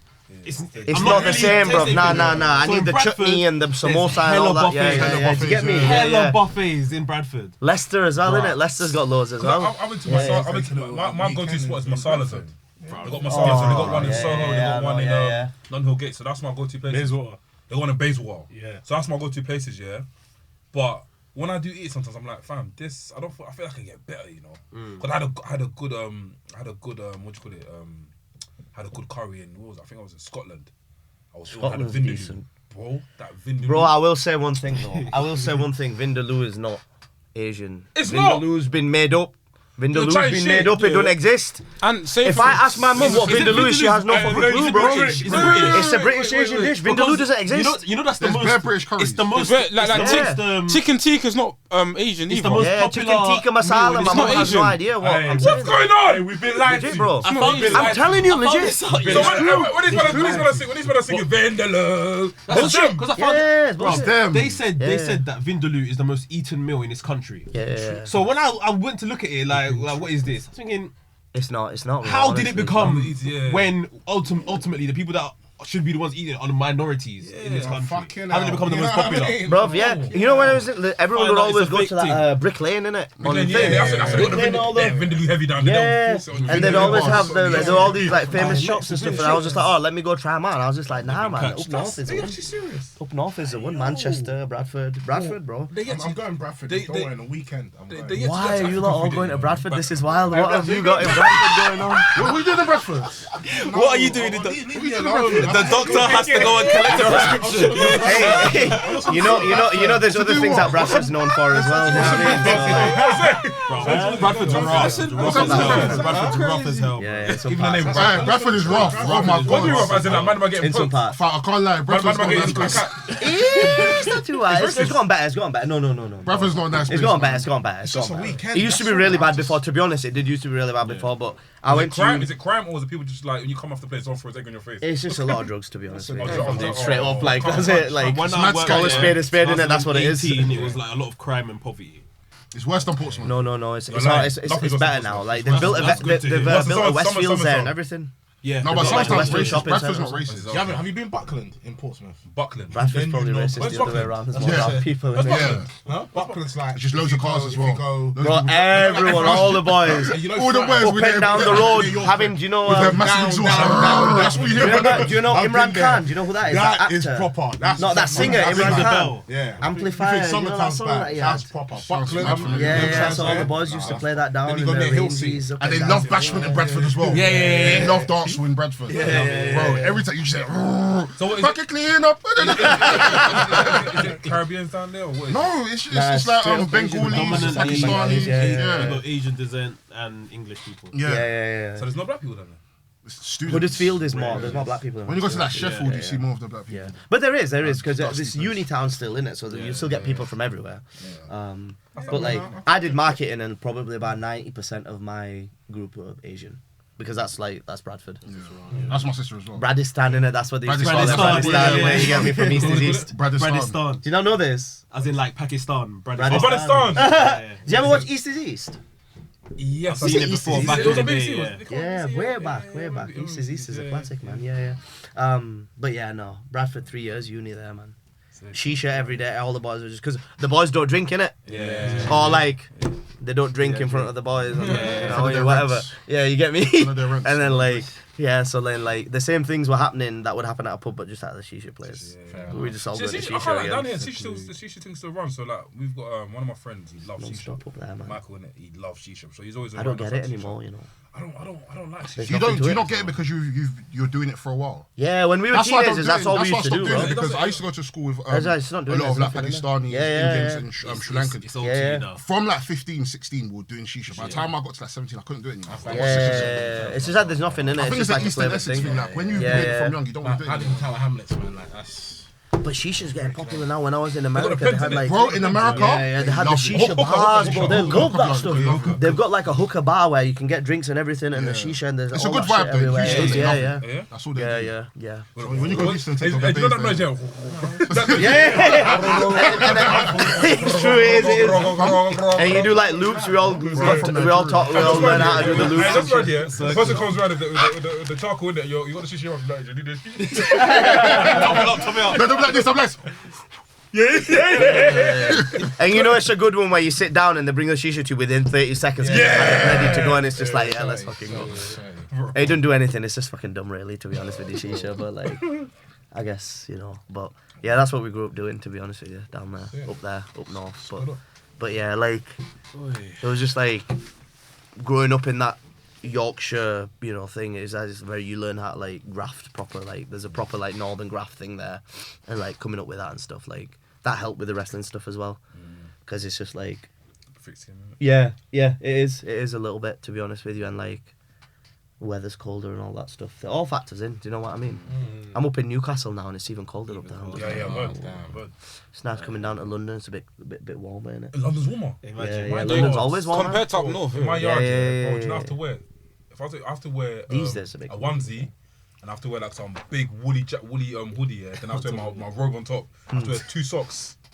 Sometimes my sitting room, because I'm like, listen, I don't want to put the gas, I don't want to put the heater on in it, because it buns it up. So like, I'm just doing work like that. Then when I go upstairs is warm, because I can just go under the covers in it and just twiddle my feet. Oh no! That's cute. That's cute. Let me show you a pattern, yeah. That's cute. Let me show you a pattern, yeah. So what I do, I get a hot water bottle, yeah, and I put it at the end of the bed, and I put my legs on it, I put my feet on it, and I go to sleep, bro. The sleep you get is amazing. Try it today. Hot water bottle. At the end of your bed. A hot one. Hot water bottle. Yeah. End of the bed. Put your feet in it and go sleep. Inside it, as in you two. No. You just said in it. I mean, feet on top. Feet on top. Trust me, Mandem, try it today. On top. Okay. Hot water bottle. Put your feet on top. Go sleep. You're good. You don't even have to pay for electricity and gas no more. I will say though, when you sleep with your legs raised, it does. It does. It is a bit more comfortable. Oh, Because, obviously say something mad. Obviously say, maybe something your brain was. No, they say It's that very it's comfortable. good, Yeah, you're right. good, Yeah. Because I slept, fucking coming back to on the indies after being signed, the first few weekends I was getting like shattered because I wasn't used to being on the road as much. So then like I started keeping like a blanket and a pillow and stuff. I pulled over on the services like so many times, set an alarm for like 2 hours, because if you stay for longer than 2 hours you get a ticket in it. Yeah. The first few times last year, getting back on the road and stuff, like traveling the long trips, like there was a few times where I'd like stop at a services, sleep for an hour and 50, drive another 20 miles and be like, shit, I need to stop at the next services again. There's a few times I was coming home at like 6 o'clock in the morning because I'm just like, shit, like, I don't know how I used to do this before, but like, it's that thing, like, it's just like with the wrestling thing, if you keep bumping, You get used to it. If you keep driving, you get used to it, but if you stop doing it, and it's the same with bumping as well, like, it's just like, not wrestling as often, I didn't realise how much like confidence that I lost in my own ability. But then like getting back to consistently wrestling a little bit more and stuff like it's helped bring my confidence back up as well. So like I hope this year something happens. You got this, man. Come on, man. What does 2023 look like for you? That's a good question, isn't it? I don't know. Am I allowed to say anything? Jeez. Nah. Are you gonna be at Mania? I'm working on it. Are you gonna be at Mania? No, not as of yet. 2023 for me, to be honest with you, is just like trying to get back busy on the scene. I want to try, like, before I got signed, I was one of the busiest wrestlers in BritWres, and like I was really proud of that, and I want to try and get back to that. Yeah. But I realised that, like, having gone away for so long, it wasn't as simple as I thought it would be. So it's only as this year started where I realised, all right, now I've got the lay of the land. Like, last year, between like August and getting released and the end of the year, I got to like return to all of the promotions that I wrestle for. So I was just, all right, you've done all your returns, you've done your comeback, you've got your confidence back. 2023 is like, okay, well, you know, you got the lay of the land now, and you know what it is that you need to do. So like, I'm kind of like, you know, the gym's going a little bit better, and like, I'm getting more on the road and stuff, and like, I'm coming down to London, like, you know, going to shows and stuff. So it's like, for me, I have to be surrounded by it. Do you know what I mean? Like, I can't be like every now and then or whatever. 1 foot in, 1 foot out. Nah, you just can't. You can't do it. Like, I don't know. It's just that's not how I've ever wanted to do it. So like, I'm just like, if it's go, then I'm just have to get in the car, drive down, and like just get to places and get out and stuff. Yeah. And like, you know, that's how you do it. And at the end of the day, like, your product will speak for itself. It's just getting the right opportunities. And like, it's a tough business, and like, you find out like how tough. Like, wrestling is the hardest thing I've ever done. Like, hands down. Like, just because of like, there's so much involved in it, because like, you gotta like remember your match, you gotta make sure you stay in shape, you gotta like work on your promos, your character, gear makers can be a pain in the ass sometimes, and like, you know, all of that stuff, and like getting all that together, and then you gotta do your merch and all that stuff. Being an indie wrestler, like, is busy, but like, hustle. You gotta do it. Like, Hustle, yeah, bro. like what's happening tomorrow is like, you gotta do that. You're doing the job of like 6 people, bro. You are, like, you definitely find out, yeah. And like, I've had my missus help me out a lot with the t-shirts. Make some noise for the missus. That was a funny one as well, wasn't it? Getting together. Because basically I was telling you about like the arranged marriage stuff and all of that, and I ended up being a complete lost cause. And then like, complete lost cause. That's what I felt like, bro. I was just like, my plan was, before I got signed, I was just like, all right, let me try and like, because I was gonna, because like, I always wanted like a family and like kids and stuff, right? So I was just like, all right, you know what? I'll give it till 35 to see if I can get signed or something. And then at 35, I'm just gonna be like, Mum, that's it, let's go. Arranged marriage, we'll just Bring go me for your it. wife. Let's just see who works, and I'll just, because that's just like, you know, try and make something fit and make something happen. And it's just like, shit, like... No, I'm just saying that might be me, maybe, I don't know. I mean, well, I've got all the contacts. One of your patients. And I've got the shadi.com in it, if you know what that is, the little website. It's like the Asian wedding thing called shadi.com. One of your patients are applicable, doctor. Oh, Muzmatch, we got Muzmatch. Are you a Muzmatch? Muzmatch? I've seen the poster in it, so I'm like, okay, cool. Yeah, I had Muzmatch before. I'm not afraid to admit it. So. It's like a Tinder, isn't it? Huh? Like Tinder, right? It is Muslim Tinder, but it's meant to be for like, if you want to like be serious and get married. And, like, yeah. Not everyone does that on there though, innit? It's like I say, it's like the shisha thing is just like you do the same thing, but just at the shisha place, it's just like, all right, well, Muzmatch is just like you do the same thing that you do on Twitter. What do you doctors use? People. Medical match. Medi match. Are you a doctor? He's a doctor, yeah. Oh, mashallah. My dad will be proud of you. You've made my dad prouder than I'll ever make him. So Don't listen to these fucking bozos. Saying doctor for a different reason. I have to say when the podcast finishes. But yes, no worries. But yeah, like it was completely like whatever, and then I was just like, well, it did end up happening. Like I don't know where that one's come from, but I'm gonna leave that to you. After the podcast, it's fine. Anyway, all right. When the record is off, but yeah, it was just like she used to come up to North, and it's like I was saying, like it was like she was the only you don't get that many girls coming to wrestling shows, you don't get that many Asian girls coming to wrestling shows, and then like all the boys started making jokes and stuff, and then like we started talking and we got along and stuff, and then I just thought to myself, I'm like, well, like she's the right religion, she's the right, you know, she's what it is that I'm looking at, and she likes wrestling, like she'll understand in it, and then when she was just like, oh yeah, like I'm a bigger wrestling fan than you, I'm like, all right, like. Just make this work, because this is the best. It's going to be good, this will be alright, this will work. Make some noise for some love, man. Because it's hard, you know, it's hard being in a relationship. Yeah, of course. Because, like, it's hard being in a relationship with someone who, like, doesn't necessarily understand Don't get it. being on the road or being out with the boys, and it's just, like, you know, you need someone to, like, let you work around that and stuff, so that helps. And obviously then, like, it's good because, like, the basis of our stuff was, like, built off wrestling, of what we both like, so I was just, like, I ain't gonna find anyone better here. Like I'll go for. Make some noise for it, man. Do you like? I'm not trying to, you know, get the law to come down on you guys or anything. Has there been an occasion you walk around the house, you might just have to pick her up for a powerbomb or something? Eesh. Too much, too often. Do you know during If Christmas he's not time and got that? any wrestling that weekend, it'll happen. If he's got wrestling coming up that weekend, it doesn't happen.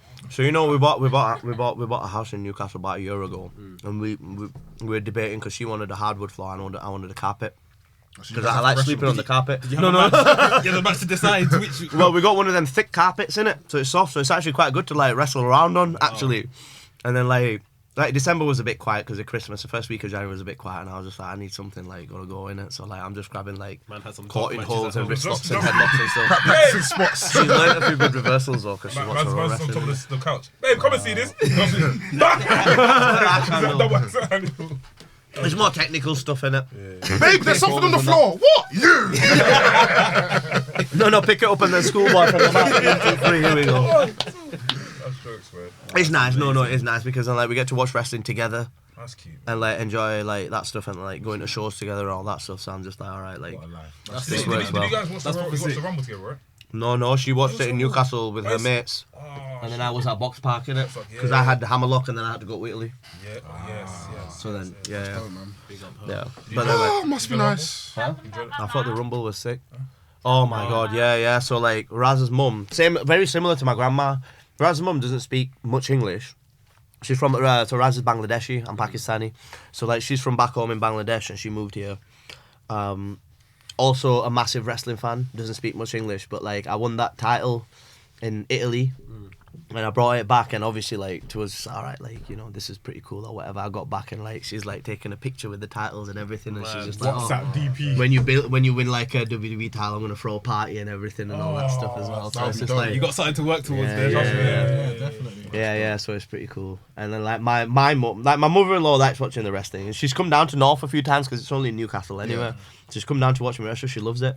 And then my mum is just like, yeah, no, I'm never coming to watch you wrestle because I don't want you to get hurt. I never want you to do this in the first place. That's my mum. You throw away all that other, but nah, she's like, she'll still say it, but like, I think when they all saw the WWE thing, they were like, all right. Yeah. And I think that was the first, because we're all very passionate. Pakistanis are very passionate anyway, so like anytime one of us does something good, like that's when everyone gets it. So she was like, oh, when she saw he's the first Pakistani guy, whatever, it's just like, all right, like she can go tell all her mates that that's the thing, innit? So like that kind of like saved my ass a little bit and keep it at bay. So like, you know, that was good. But yeah, like let's see what happens. Like the thing is in wrestling, like it's ups and downs, innit? There's always going to be like ebbs and flows. Like even in the WWE, we're seeing like how much has changed over the last year and a half. So like let's see what happens. But like I said, like living in the moment, like, you know, maybe I'll try and go out to America, maybe I'll try and get some indies out there, maybe there might be some TV companies out there that might want to give me an opportunity. Do you know what I mean? Speak I'll be trying to do it. Do you know what I mean? Yeah, exactly. So like, you know, it's like the journey's been good so far. I ain't ready to like stop right now. I'm 32. I started late. I started at like 25, 26. Swear down. Yeah, because I had my banking in it and all that stuff. So I was doing that, but it's weird because like a lot of the When did DDP start? like 30 something. Bro, that's the worst thing. You know, the first training session that I started, like I'm 26 and like there was at the Projo, the Progress School, like in my group of people there was like Candy Floss, this girl Chikara, there was a few of them that ended up doing stuff. But they were all 15, 16, and I'm 26, and it's just like, whoa, fucking, like, I'm a bit old. Like, there was that to deal with as well. Then that insecurity of, like, how long does it take for people to make it in wrestling, and how old are you right now, and stuff. But then I was just like, I wanted to run away from that other life so much, so I was just like, just go for it and just do it. And, like, you don't ever know what's going to happen. But, like, enough good things have happened and enough bad things have happened for it to be, like, a memorable experience. You know what I mean? Sorry. And then, like, yeah, like I said, like, we'll see where we end up in it. I want to start going more to Europe and stuff. I've enjoyed going to Italy. I see. I know that Italy's a vibe. I've seen some. There's a bunch of British wrestlers now going to Europe all the time, and then they did like the show in Dubai and Qatar and all that stuff. Like, I would really like to do that. And then like they did, there was a promotion that did a big show in Pakistan a few months ago. Was Adam Max? Max Head was on it. And Sam Bradwell was on it as well. Yeah. Yeah, so like I'd like to do that at some point soon as well. So like that'd be pretty cool. Right. Like wrestle back home and stuff. But yeah, like we'll see what happens.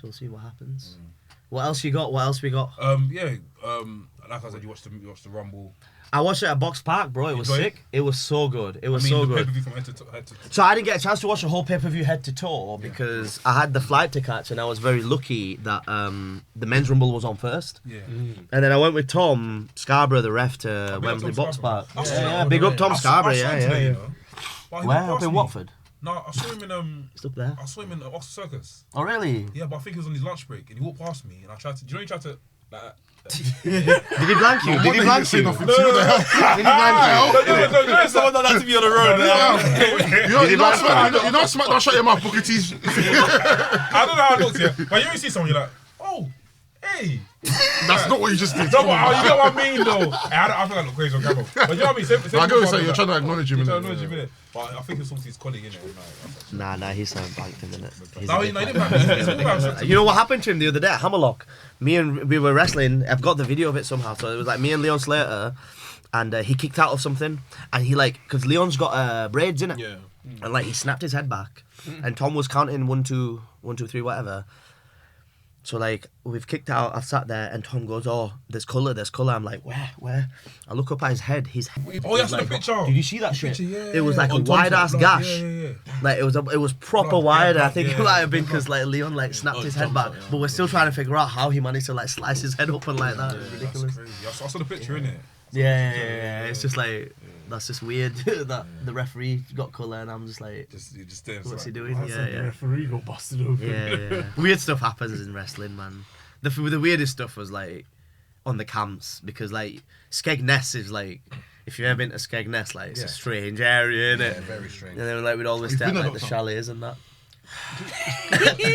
To be fair, I ain't gonna lie. Like, what business you got up in Skeggy? I know. I just went on Butlins. I've been Butlins. Butlins, that's all. Bognor Regis is close by. I've been to Bognor Regis. Isn't it? Minehead's I went with my family. Why? I've been to Skegness a few times. I went to Bognor Regis with my family. I went with my church one time. With your church? Your congregation. The Spring Harvest. Your congregation. And then obviously another time. White garment? Huh? White garment? Not White Garment. No, I'm URC. Like, from church. So we went for Spring Harvest. It's a big event where all churches come together. I know. And then another time. So what's the other type of church as well? Just a friend. So nothing crazy. Just a friend. In Skegness. No friends in London, no? Bognor Regis, like I said. We just went somewhere. We've gone somewhere. The Rumble, innit? The Rumble. Let's talk about the Can we Rumble. talk about wrestling, yeah? Let's talk about wrestling. Hey, do you know what though? Cody Rhodes. Like, I will say, like, the Box Park was sick, but like, it's like we were saying before, like that Rumble was one of the better ones in the last few years, in my opinion. Like, the Logan Paul Ricochet spot was like, did you hear that? The sound of it and stuff like what? Do you hear my You don't want it? Go on. I don't like it. I think that spot was stupid. Yeah. Logan Paul should have kicked up. It didn't make sense for me. Should have kicked up He should have kicked up. after Because he the. got most of it. One of them should have won the collision. That's it. But then again, I see why he didn't, because Ricochet's getting a lot of love for that spot as well. But it's a stupid spot. I didn't. They did it before, didn't they? They didn't do it. with- He's done it with. Carmelo Hayes. Yeah, Carmelo Hayes. NXT. But Carmelo Hayes one was work. I said they were backwards and then they went forwards. Yeah, they done a springboard and then it was stupid. But I think To be fair, do you know what it is like? Putting rumbles together is like a difficult one as well. Like being on the rumbles on the indies and stuff. It's like there's so many like margins for error in rumbles and that. But like a lot of time on indie rumbles is also like, because it's like there's less pressure. It's an indie rumble. Do you know what I mean? I just like going in there and just like having a laugh and just working with random people and be like, yeah, duck this, take a drop kick, and it's just fun because you just get to like play. It's like a playground, innit? Yeah. It's just like, all right, like everyone's punching and kicking in the corner. Someone should probably do something in the middle. Have you ever noticed on like indie shows a lot of times? It's like everyone's in the corners. It's like someone's got to do something, like take a drop kick or an arm drag or something going on here in the middle. So like, how do you communicate that message with everyone in the Rumble? you just go and grab someone, you send them off, you tell them, duck this. What give me if a someone drop in the kick, other innit? corner thinks the same You thing? go and splash them in that corner. That happens, though. It happens a lot. Yeah. And then you end up falling always into each other. miscommunication, there's always That's called shit indie wrestling, isn't it? And then Matthew puts it up in his Botchamania and that, and then you get famous, so it's alright. It's all good. What'd you guys think of Cody coming out at number 30? I think, do you know this? I didn't care. Look, I'll tell you this shit. Another corny, ridiculous move. I'm not happy with it. I'm not fucking happy with it. And he's just getting pushed to mid-card star. Simple as that. Done. You're crazy. He's main event the best winner. How's he a mid card star? He's still Hey, I will say though, to you know me, what? To me, he's still a mid-card star. He's not mid-card star. He's not. That was not good enough to come at number 30 and do all that rackety. Bro, he went. No. Bro, he went a good 10 minutes with Gunter. Don't bring that. Another 10 minutes. Another 10 minutes. Okay, that's fine. A good 10 minutes with Gunter. No problem. He could have done 10 minutes. Say it was dramatic, but it's Cody in it. So I was like, fairs. Even on Raw, 3 crossroads. Why? I mean, to be Why? That was unless you didn't. Why? Just do that at Mania. Don't. Why? Why? Why? This is what I mean with it's just over the top. It's corny. Where's Fring Pong anyway? I'm onto him when it comes to Ask Wrestlings as well. That was unnecessary. You didn't have to do that. I'd say my only gripe with Cody and how they booked his entrance into the Rumble is that as a baby face, one, there wasn't another real big surprise in the Rumble unless you're counting Logan Paul. So they should have kept it quiet. They shouldn't have announced he was gonna be back. And then, I mean, yeah, but he's been back in recent times. Like, I don't think a baby face to the the extent of what's his face, Cody, should have come in at number 30 because there's like no struggle. Like, come in a bit earlier. No, there was struggle, bro. I mean, there was struggle, but it's not how you tell a baby face, bro. Like, this guy's come back. To be fair, like, I feel he should have come back a bit earlier. came back, but like, the one who came really across as struggled, like a bro. bigger baby face Gunter, because he amazing lasted for performance. That's a 1 hour struggle 20, number bro. 1. And the cardio It's on Gunter almost- still it's 1 continuing hour 20 on. doing stuff with Brock Lesnar and Unbelievable. all that stuff in between. I mean, and all that, like, you- coast to you- coast, bro, Come on, man. You could probably That's a talk Kane on performance. exactly. Kane You could one. probably talk on like psychology of it all, but like I feel like having a heel come in first and last the entire place at the end, you want the heel to win, surely. But the babyface comes in last and wins. I just think it was a bit. You know what, I ain't got like, too much of an issue with it. I just think it's a bit of a funny It's thing. Super Cena territory. Yeah, It's I Super mean, Cena just a bit- territory. To be honest, like, my fantasy booking really has been because Sami Zayn's getting all these reactions and stuff, and we all know that Sami Zayn can like wrestle. Yeah, he's cold. And you can pull it out, and he's got on the character side of it. My hope, and obviously it's not going to happen, but it's just like the whole Daniel Bryan thing, right? Back in the day when he turned and then like they started giving him good reactions and then they changed it. I was just like, it would be sick. That would be nice. Like, it really, considering what they've been building for the last 6 months, really it should be I like think Sami Zayn if it versus wasn't Roman Cody, Reigns, innit? I think if it wasn't Cody, Do you not think? I think if it Sami's wasn't the Cody, hottest they would act, do it. bro. Don't get me wrong. At one point, I was with the whole Sami Zayn versus Roman, but as time was going on, I was starting to deep what we're actually being told on screen. It's nothing to do with Roman and Sami. It's all Jay and Sami. There's no point. Do you think it'll be Jay and Sami at Mania? Then? I think it'll be Jay and Jimmy versus Sami. Jay's beef is Sami. Okay. Bro, the whole story is based on them. Interlinking It's stuff with each other for the I last thought it month. was based on Jay and Roman. No, That's it was a- back- That's another. That's another Jay thing. and Roman first. But Sami, Roman Yeah, is a yeah. red herring in terms of Sami. Like, So basically, your thing was like, cool. Jay has basically. Jay has not wanted this guy part of bloodline part for time. Yeah, yeah. for And time. the time that he for actually time. gets him in, he finds out he's a snake. Yeah. Okay. Or he But I snakes it, think, but I think, see, I hear what you're saying, but I think in terms of Jay and Roman, I think, because obviously we go to the segment and obviously Sami betrays Roman and then Jay also leaves. I think Jay's been wanting to leave Roman. You just can't. Yeah. He's been It's been like, since the COVID days. It's He's been never since, like, 3 wanted years. to be there. So I thought And his big brothers has submitted to Roman already. He's already said like, yeah, you're But the tribal they chief. already did Jay versus Roman, didn't it? Back in the day. Yeah, they did. Sami versus but I Roman. feel like, But if it turned into a triple threat, like Sami, Cody, and I don't want that, Not for man. Mania. Not for I- Mania. watch what happens at Elimination Chamber. What about that pop? You heard the pop when he with the you know steel what? chair. Isn't that the biggest pop you've heard in years? Well, Sami- Yo, no, it was a It serious. shows the overness of the guy, innit? Like, I Jade has got a good pop like that. Jay Gargle. Yeah. I mean, me in my room, I'll pop for her like that. I think I honestly from the think crowd. what The loud noises. One. I honestly think if it wasn't Cody, It's where pop comes then from. they would do the switcheroo and we'll be getting a main event with Sami. Here's If the- it wasn't Cody, if it was someone else. Here's the thing. The reason why, it's like it can't be. Well, not can't be, but they haven't. At least with the Daniel Bryan stuff, they gave him wins and they gave him a push as like a solo guy. Title in it off Do you know Randy what at to give, SummerSlam and yeah, that. to give him some sort of like singles legitimacy. Of course, we as wrestling fans, we know how sick Sami Zayn is, but because he hasn't been getting like a major push singles wise, it's kind of unreasonable in storyline to be like part of the group. Do you know what I'm saying? The only way like we could ever justify Sami winning against Roman is with hella shenanigans. So why is now anyway? But bro, even look at Sami Zayn's last very, very good match. Because- It was against Kevin Owens. The reason he couldn't even win the match was because of Jimmy and Jay. It's all written in the stars. We don't need Sami Go on, versus. I'm ready for you. We Listen, don't need Sami versus. you've gone It'll OT be for a good. while anyway. I've Like been we- here Like we to initially talk your said shit. when Mex done the tweet. if this was AEW, Sammy would be the one that we face Roman Reigns. And they froze them. But we don't need it. I'm going to Mania. I need to see Cody now. No, I don't want to see Cody win. I'm going to Mania. I do not want to see Cody win. I'm going to see Cody. She's going to Mania and I'm not. What the fuck?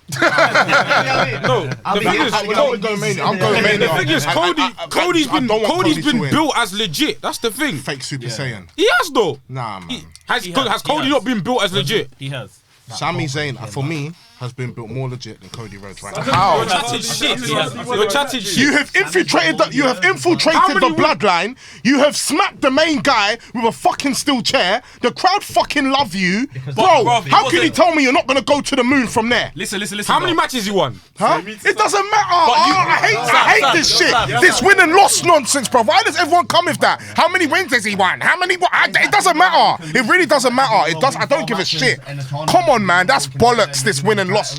What is this? Is this the Premier League? He hasn't been built. He hasn't been built. That's what I'm saying. He's been built. He has been built. Sam. He's been built. Him hitting the chair with Roman, like it wasn't on a rude boy thing. Like I'm gonna clot you. It wasn't Seth Rollins hitting Roman on the chair. It was literally done it, and he turned around and said, "I'm sorry." I'm so sorry. It is what it is. Why is this podcast not called Wrestlings? What? Was it Oh, because if we did, people will say that we're roadmen doing. Yeah, Oh shit! Take that out. We've had comments people calling us roadmen, innit? So we're trying to come away from that. I mean, at the end of the day, you talk how you talk. It's not about how you talk. It's about the words that are coming out your mouth. 100%. Do you know what I mean? Don't worry. But I got like rude boy gangster when I was in Bradford, but then my accent got cleaned up. I used to talk like, Amir Khan, you know Amir Khan? Yeah. I used to talk like him. Go on, big man. Talk your shit, man. Because I'm getting fed up of you anyway, bro. Already. The Cody thing, it drives me crazy. No, don't get me wrong. Sami Zayn has got momentum, but I don't think this is the momentum that you have going towards a world title. Yeah, it's not. It's not. I can't like. To be honest with you, it'll be clear how good the matches were at elimination. At a point, before WrestleMania, before Rumble, I was like, I want Sammy versus Roman at WrestleMania. But after seeing how the Rumble ended, Sammy should main event. Cody Rhodes should beat. I think Cody Rhodes should have thrown Royal Rumble. Because of the throne. Do you know why? Once he resets the whole thing, bro. If Cody Rhodes beats Roman Reigns, it resets the whole WWE thing. Yeah, but the thing is, I don't see nothing else coming from that title, from his title reign when he becomes the champion. Cody. I don't see nothing coming from him. I don't see jack shit. I don't see nothing at all. What did you initially see from Roman's run when he first won? When you got the belt back? Bro, I can't.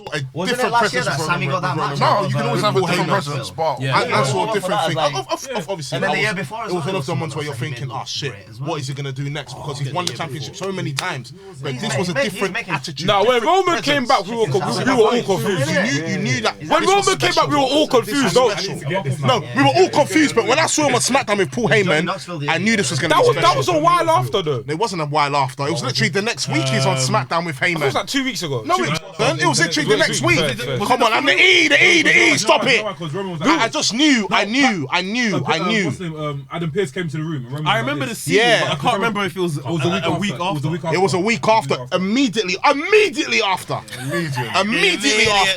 I'm telling you. But I remember I saw something. The initial time when Roman debuted, I remember that we were like, I was confused. I was like, what's this guy doing here? No. I saw something and I said, you know what? This is dangerous. Why do you say that on the podcast? I did say it in the podcast. I beg you go back onto that podcast. Well, lie. I beg you go back onto that podcast. And I said that. Get me, my tribal chief. This is exactly what I said, man. 100%. What a storyline, though, isn't it? Yeah, 100%. Unbelievable. It's great. It's honestly great. They've told in years. 100%. So you're telling me you wouldn't be excited to see Cody versus Seth for the world title? Don't do that. Nah, I wouldn't be, to be honest. You wouldn't be. Not necessarily. Versus Seth? No. Yeah. At Mania. No. Like once he wins the belt, because he doesn't see anything from this Cody run. So what? I'm seeing Cody versus Seth 4. That's alright. What's wrong with that? How many times did Christian wrestle Randy Orton? Yeah, but that. What? Finish your sentence. How many times did John Cena He wrestle was going to Randy say, Orton? but they were good matches. They were sick, to be fair. I'd love to see a Cody and a Drew, with Cody in there. Yeah, there's a lot of people Bro, there. there's a lot of people there. Squid has wrestled bare people yet. Yeah, There's a lot of people there. As long as it's not Ali, like he's fine. Do you know what I mean? Cedric Alexander, like he's fine. Do you know what I mean? I don't like We're Cody. gonna get banger bandizzy matches with Cody as a champion. Why are you heating on Ali? We haven't got. I love Ali, but they're not doing nothing, man. We haven't had banger It's bandizzy. annoying, man. I like Ali, but He's waiting for his. Well, I mean, he's not that kind of guy though. He's not that kind of wrestler. Like to give a banger bandizzy. his Cody was best giving it. Roman's like best title defenses have probably come against Logan Paul and the SummerSlam match with Lesnar. Oh shit. The Kevin Owens last man standing match was also very The good. karting, yeah. The one he technically lost. The one he lost and this he match Jones this it. match he had the Royal Rumble was very good as well, you know. I think it was a good match, but him and Owens have had better in my opinion. it was a nice match. It wasn't very good. It was nice. The most dizzy bit was the ending. It was nice. And that's probably why they didn't kill themselves in the match because the ending was going to do a lot. It felt like a raw. It felt like a raw main event. Yes, yeah. Like a raw main event. I agree. It wasn't that to scream about. It felt like a raw main event. Whatever the montage. I liked the match. Yeah. The match wasn't bad. It's going to be cold. It was good. What's But it your was- favorite montages? All time. Yeah, bro.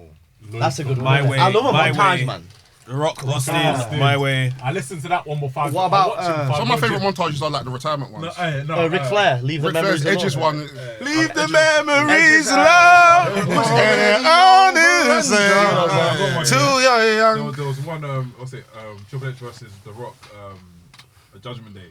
There's a promo here, and The Rock sounds like a pastor. He goes, every sweat, every blood, he's in the Rock bleeding, and when he sweat, bro, it's That a shit, sick, bro, it's from the sick. Shawn Michaels and Chris Jericho, WrestleMania 19. Yeah. No, there's one Yeah, montage where it's Undertaker. They have the Johnny Cash song. Ain't no grave that could hold my body down. There ain't no grave that could hold my body down. Yeah, that one is cool.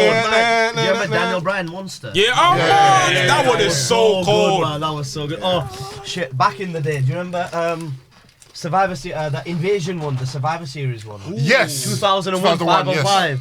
That was cold. Puddle of Mud, Control, that one. Cold. And they had like the 5 on 5s. Yeah. Shane McMahon. I was so into Kurt Invasion Angle. storyline. When I grew up, everyone was like, oh yeah, they should have gotten this guy, that guy. But when I was 10 years old, bro, I legitimately, genuinely thought that WWE was going to go out of business. Yeah. I was stressed out. I was just like, oh, I really hope, like, you know, Booker T doesn't pin the Rock. And they're like 11 years old. It was the best. The SummerSlam Elimination Chamber, the one that Goldberg and Randy Orton was in. I felt like the first one was Like, better. the first one, Survivor Series 02. The 2002 one was better. That one was good, but the other one, the one thing, yeah, they've got some song in it. It's like, Saint Anger. Oh, Bro, when the beat hits, yeah, Goldberg spit. Bro, Wrestling montages are so sick. yeah. Bro, do you not love a wrestling WWE the best. montage? No, but they don't do it the same anymore like how they did it back then. I mean, No, it's not- yeah, it's just- I mean, the one they done for Maybe you'll get the some one they done for quality. Romans, celebrating how many years? I think it was 1 year as a champion. I put on the tier ranking thing. Yeah. That was a great vignette. Even when he punched the ground, and he's punching, bro. It's Yo, I'll super say one easy. thing. You know, WWE, they make some sick packages. Though. Oh yeah, they're the too production good, thing they're is too good, cold. they're too good. No, no one's Hey, touching It's it. on a different level. It's on a different level. Amazing. And they do it fast. Yeah, quick. No like, games. they'll get that no footage games. from last week straight away. And it is working over. But you know, I feel sorry for him. they're Oh, he's peased up. Don't say that. He's got a couple hours. Even during the pay-per-view, by the end of the pay-per-view, they do the whole highlights. yeah. We have to do stuff like that. All of my music choices came from that. Yeah. All the that's why I got into all that rock music was from all of the.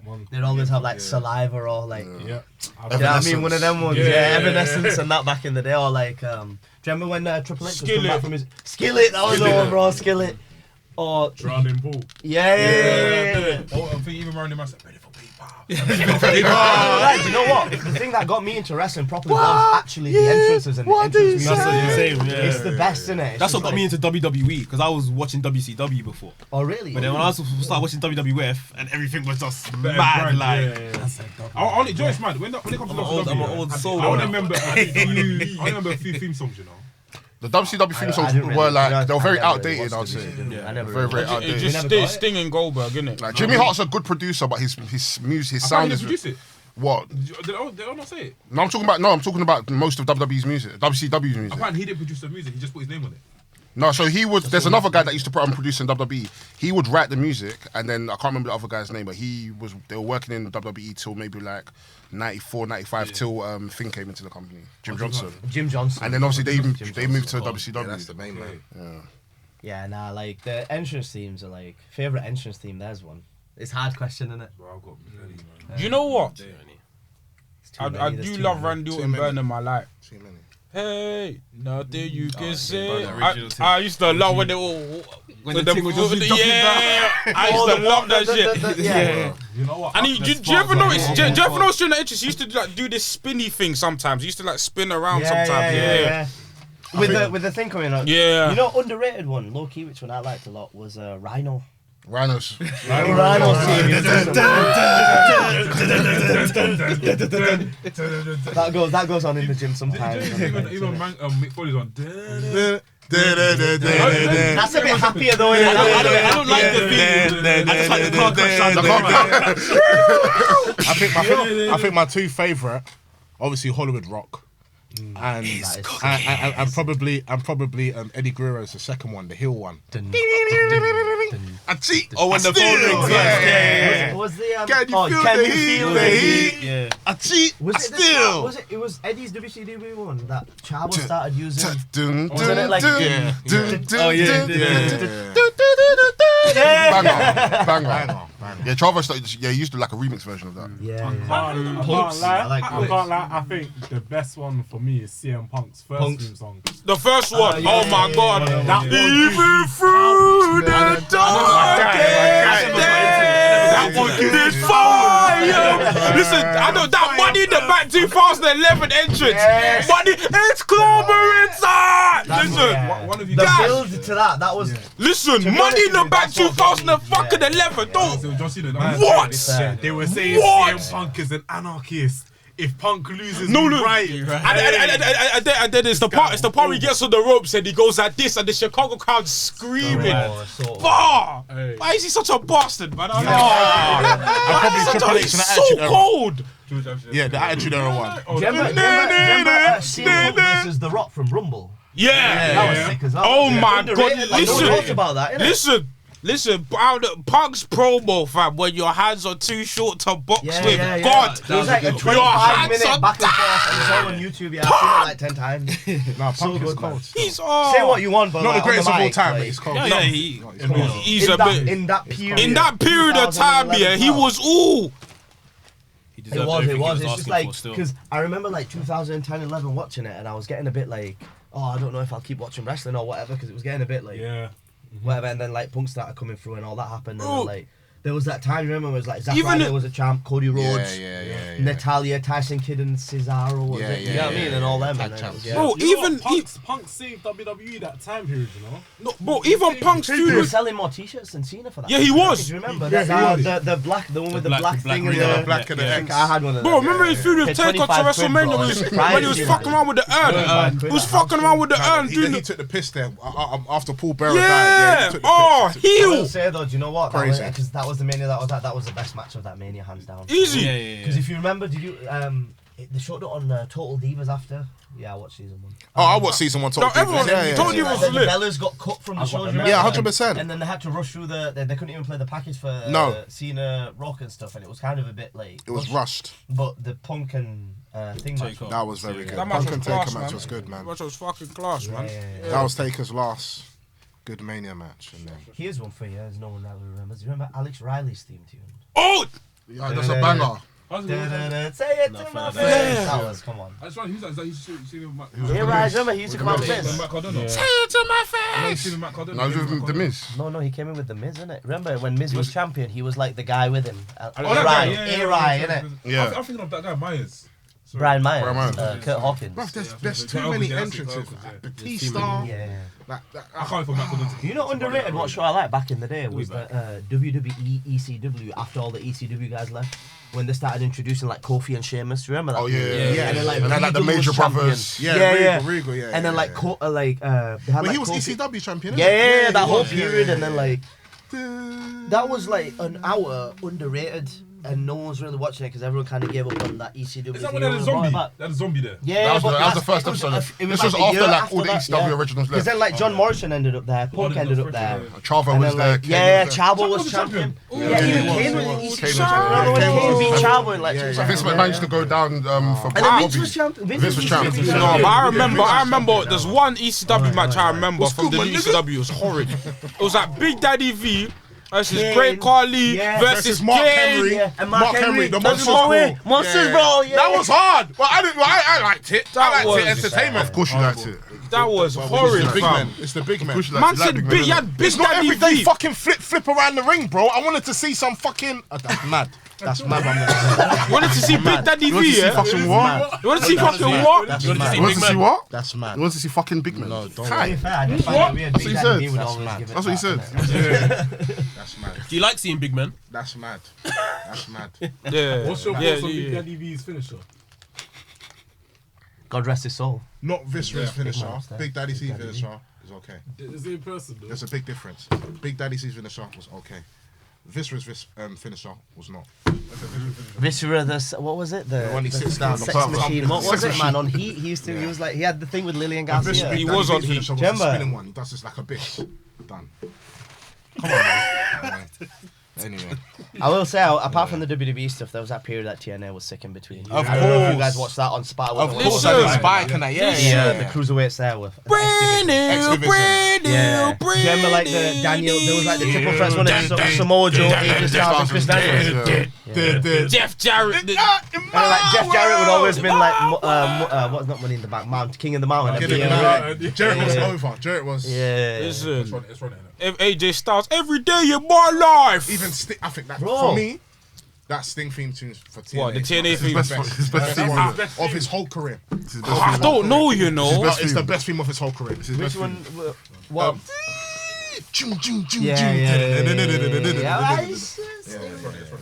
Arse wrestling. Is this Even Sting? even Samoa, Sting. What about his WCW? the Crow one. The Crow one is cold, but I can't lie. Sting's had He's had good ones. good themes Even in throughout. WWE. I did not like For a short period, it was good. It was alright. I never said it's his best. It was good. Yeah. Oh, it suited him. so Samoa Joe Nation of Violence was cold, fam. Do you remember like back in the 90s with Jim Johnson when it was coming through, all of the songs were like a different variation of like the same beat. The same beat. Yeah. You remember like D-Lo's and Ron Simmons was the same and the Rock's earlier one was very You had similar. the hi-hat. Yeah, do you Yeah, remember? yeah. And then they started like moving on from it. Even Big Boss Man's theme I actually like as well. Dudley's has to go with the Ask Wrestling, we get you, the people, to ask us wrestling some questions. First questions from our people, No Contest Wrestling. They ask, what shows are you guys looking forward to for Mania Week? Personally, I'm only looking forward to, well, besides WrestleMania, Bloodsport and Ring of Honor. We need to get our tickets for that. That's the only thing I care for. I swear it's like $25. Something like That's the only shows I care for. Monday Night Raw after Mania. that. Yeah, Raw after Mania for me as well. Yeah, it's got If you smell. No, I don't think they'll do past that. it, bro. He'll It's come not on happening. Mania. Past it, man. I think my gut's gonna come back though. I think my gut's gonna come back. I think he's gonna just for an appearance. Of course. What? He's gonna come back just for an appearance. Just for an appearance. Maybe a little segment. Maybe a little segment. You'll see anyway. If the lights go off, I'm screaming. Just know that. I see Teka's crib. Next question from our guy Gabe the Kid. Do you think it's Do you think it's a potential uphill battle for people to care about Cody versus Roman at Mania as much people as are clamouring for Sami versus Roman, or do you think there's still a good level of investment in the planned main event? There's a big level of There's no level. We talked about this. Yeah, I don't think it's an uphill battle. It's not uphill battle. Cody versus Roman. It's not a dead main event, but people. I feel like, and also announcing the Elimination Chamber match between Roman and Sami is a smart idea. That's very smart. It's a smart idea. Yeah, because no. Go on, say. Well, like it's that thing in it. Like Roman and Sami will happen at Elimination Chamber. They'll get it over and then, done with. Like Cody's just come back after being injured. Sami's the one that's had the build with Roman anyway. Do you know what? That's why I'm saying there's a part of me that might be like, shit. If Sami gets really over at Elimination Chamber, if that share shot's got anything to do with that, like, you know, the pop, 100%. what happens at Elimination Chamber? Like, plans could change. Sami's It's gonna happened in the past. I just feel He has to cut his hair. It's gonna say, Let's go back to NXT. We need that nigga. Yeah. We need him. If he comes out to that in Montreal, In Montreal as well, he'll get the biggest pop, bro. if he comes out to that But the thing is, in Montreal, even last year long for with everyone. 2K22, it It was outdated. He's meant to have long hair. He's got short hair. They haven't updated. Remember that one that he had with Nakamura on Takeover? Like, Sami Zayn the can debut. Listen, How good was that? that match is incredible. That's the best match Nakamura has had in WWE. Yeah, Sami Zayn that was versus his first Nakamura. one. What? Bro, Sami Zayn had some bangers in NXT. Yeah. It's Cesaro, Neville. Match. Oh, okay. And then you go watch some of his. I never watched him when he was on the Indies, but you go watch some of his things under the mask as Generico. El Generico, Him and- Ladder Wars, him him and Next level Steve, match, bruv. Him and And I'm just Chikara. like, you're telling me that if you didn't pull some of that out and Roman at Mania and like do some, I'm cool, telling like, you, Sami Zayn in NXT was one of the best pure he baby was so faces. good, man.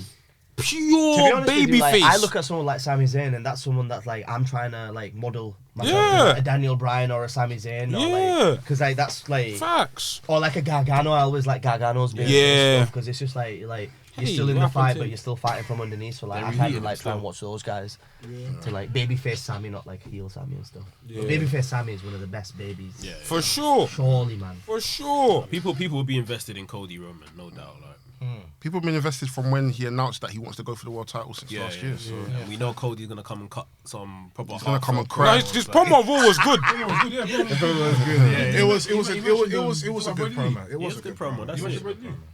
No. No. He alluded to Brody Lee like I lost a friend. Too and much stuff like that. heritage, but it was a good promo. Heritage to what? This guy. Anyways, we have a hot take. I like it. We've heard you, bro. Hot take from our guy Atlas 8. Speak up every single time, bro. His hot take is the current AEW in-ring product is better than anything WWE has ever produced outside of 2016 to 2019 NXT. Actually, like, As in what? Just is this a matches. question? Matches, Like, yeah, in-ring product. Of course. Yes, it's that yes. was Is that a hot take? It's not a hot take. I was talking about the whole thing in general. He's only on In-ring. the So you'll watch it. You'll like it. I watch glimpses of AEW. No, it's But not like AEW's Bang and Dizzy all over. Yeah, if we're talking matches, Bang and then Dizzy you're all right. over. The quality is there. Yeah, it's good. But with The that quality being- of talent's there. Like, It's good. It's With good. that being said, it's weird me saying this, yeah. AEW is Bang and Dizzy, yeah. But as for the current moment in time, I prefer watching WWE. I can watch a whole WWE Raw or SmackDown show. AEW have to come back. we sat here. We said this last year. It's this stretch between Full Gear and it's long, Revolution man. I need to see is a something. very painful stretch Yeah. for AEW, and I think it's just like their other pay-per-views seem to be more evenly split, but this one is just a bit longer, and it AEW hurts. UK Like, tour this year. yeah, Hopefully we that get should that. be I good. don't know when it is, yeah, but That one's coming in 2000 and something. Apparently it's coming in April. Therefore, yeah. Apparently it's coming in April. I get that. No. One PW in 2 weeks. Rhino. I'm not trying to say too much. I want that PR, bro. Oh, good game. Good Trying to meet game. Rhino. First up. Rhino's on that. Gonna come out with this. I'm enjoying it. I hope so, bro. If he does, man. AEW is always good, but yeah, I'm this is just a hard stretch for Yes, them. best. Year on year, it's always just been a difficult period. The thing is, like, they've got like good financial backing, right? Yeah. Like with like not Tony Khan, but Shahid Khan, his dad. He's like one of the richest. Like, he's one of the richest men in the UK, in America. Do you know what I mean? So like, they'll keep it going. They've got the TV deal and stuff, and like, I'm not complaining because it gives me stuff to look forward to. That's outside of, you know, in terms of other opportunities and stuff. I've been watching Impact recently as well. That's really good. Impact I don't know is if you good. watched it or not, but like on It's the good. slide, It's good, like, man. I was sleeping that stuff, man. I watched the paper. not bad, man. Impact's always I watched the paper. yeah. Last pay was a bit media, I can't lie about, yeah. Oh yeah. Next question from my guy Groovy Mania. Easy. This guy changes his Groovy. name every 2 weeks. How do you know it's the same guy if he changes? Because we know. Oh, okay. I was gonna say. Next question from my guy Groovy Jimmy. I'm not calling you Groovy Mania. But his question is, who would you guys consider to be the Mount Rushmore of Monday Night Raw? Like today's product. Like history? I'm guessing in general. Since If 92. we're talking from the 90s, I'm putting Undertaker on there. Shawn Michaels. Austin You gotta remember the Undertaker had a full run on SmackDown. No. I wouldn't actually put Taker on there. Saying Austin. I wouldn't actually put Taker on there, no. Take us. No. Taker No. was in SmackDown. No. Yeah. No, bro, I'm putting Taker on there from Attitude Era days. Bro, Yes. Oh, we He's are my saying favourite wrestler. Austin. Yeah. If you say Reign of Taker. Terror on Raw. Hunter Hearst Helmsley. Austin. Triple H. Yeah, but Austin. Austin. That's because. Are we talking in general? yeah. Raw was on the show. Yeah. Everything in general. I think it has to be you on it. Rey Mysterio. I want to put Undertaker there. You know why? You know why though? Because no, I agree. I agree to some extent, but Undertaker was better on SmackDown than on Raw for me. No. I don't even think I put Undertaker on the SmackDown. He one, didn't if even I'm have being- to. I don't think I would. Oh no! As much as Four. Undertaker had Take us time for SmackDown. He done before. Yeah, but his SmackDown one was better though. Much better. SmackDown one was better. What? Big Are Gold. you talking about physical fight? Are you talking about the actual like Everything. Bro, when you look at Raw, I don't think Everything. about Undertaker. I'll be real. He would more likely be SmackDown. You know why though? Do you know why though? It's But because even Taker still, had that I'm not sure if he hiatus makes my SmackDown when he was list. gone for a bit. 99, 2000. then he come back and He wasn't he about. came back with He came back Raw. American Badass, but then it was only for a period. Then he went to SmackDown straight after. Oh, SmackDown. Literally the draft 2001. He went SmackDown. He went SmackDown straight after. It wasn't as great as you think. You gotta remember as That is well, true. yeah. Raw was about longer. SmackDown only came in 2001. So obviously he was. I would say Austin. What I'm trying to say, Austin. Raw was not long about during that time that Raw was there. During the actually there, Raw. SmackDown came 99. WWE, I'm thinking. SmackDown came in 99. Yeah, 99. That's in 2001. What you call it? The I'm born in ministry. I'm born in 96. I'm young. Yeah, him and Big Show as well. Yeah, But his SmackDown one was better because think about the the matches, American Badass. everything. Bro, he had the big gold Undertaker. That was I don't SmackDown. look at Undertaker and think about the world title. I don't think about the WWE title. I think about the But world big heavyweight gold. title. Yeah. Big gold. Against Edge, the match. Undisputed against title. Edge, Batista. that Mania match against Batista. Come on, him and Jeff Hardy as well, Him and bro. Rey Mysterio. There's one name Him I'm and missing. Mysterio. Three or something. So for me, it would be Shawn Michaels, Austin, Triple H, and then The there's- Rock. To be fair, that's not a bad. Yeah. The Rock. Maybe Yeah. Foley. What, Yeah. the The Rock, thing is, for Rock Maybe didn't have Foley. that. Mankind, Rock- Maybe Rock didn't have Foley. He has more of a shout than Taker. Maybe Foley. Maybe Foley. Foley on Raw. Rock is defo SmackDown. Why? Because he coined the phrase. Yes. No. SmackDown. Rock was more Raw. Rock was more Raw. Do you know Rock was more Raw. Do you know the Rock's run from 98 to 2000? Undefeated. Come on, man. Undefeated. Yeah, but Let's be guys. I was just born then. Allow it. That was the best Rock. That was the man. Yeah, that but it was only Raw. for 2 years, though, wasn't it? It No, was but- just a but- short but- period, but so that- does it- Mount Rushmore is there a But those 2 minimum years he was requirement? so. But those 2 years he was so Collateral damage great. in 2 years. After Austin left, he was so great. It was Rock, too Austin, much. Shawn, and So who'd be SmackDown? wasn't it? And Triple H. Oh, SmackDown's easy, John Cena, Eddie. Nah, but Cena went to Raw. I mean, really, you should. I wouldn't really even be put saying Eddie on the John Mount Cena's on the Rushmore. Mount Rushmore. I wouldn't put Eddie on the Mount Rushmore. Carried Raw for about 10 years. Bro, Angle, yeah. Angle, yeah. Angle, Brock. Lesnar, yeah. Edge, maybe not Edge. Batista. But no. No, Yeah, no, no, Batista. no. Yeah. Not top four. Not top Wait, four. I'm not getting things wrong. What's going on? Batista was hot. Undertaker. Taker was another one. Than Batista. Wait, I feel like you might have talking about early shit now. Maybe. Let's go back in the Maybe. day and let's talk about Maybe. that shit. SmackDown was not Maybe. back like that. Maybe. But Batista and Batista take on the same era. Heavyweight title. Maybe. That's what I'm Same saying. era, Maybe. like- Maybe. It's the same- Edge was hot. Edge was really hot. But it was hotter on Raw. That's like 8 years or I'll something. put Rey Mysterio before Batista. I'll put Rey Mysterio before Batista in top. JBL. Against Cena, the whole rivalry was on No. Raw. No, let's be guided. No. You're thinking of That's what I'm saying. That's what I'm saying, mate. It's a tough one. Shit It's a sound tough alright one. on the air. I have no fucking It is a tough one. No, not JBL. JBL now. No, JBL's run was temporary. No. No, it was a good run. No, it was a good one. No. I rate JBL to the highest escalate. I don't think it's this No, I'm saying it was No. temporary. It's not what I'm feeling. He's not Mr. SmackDown. No.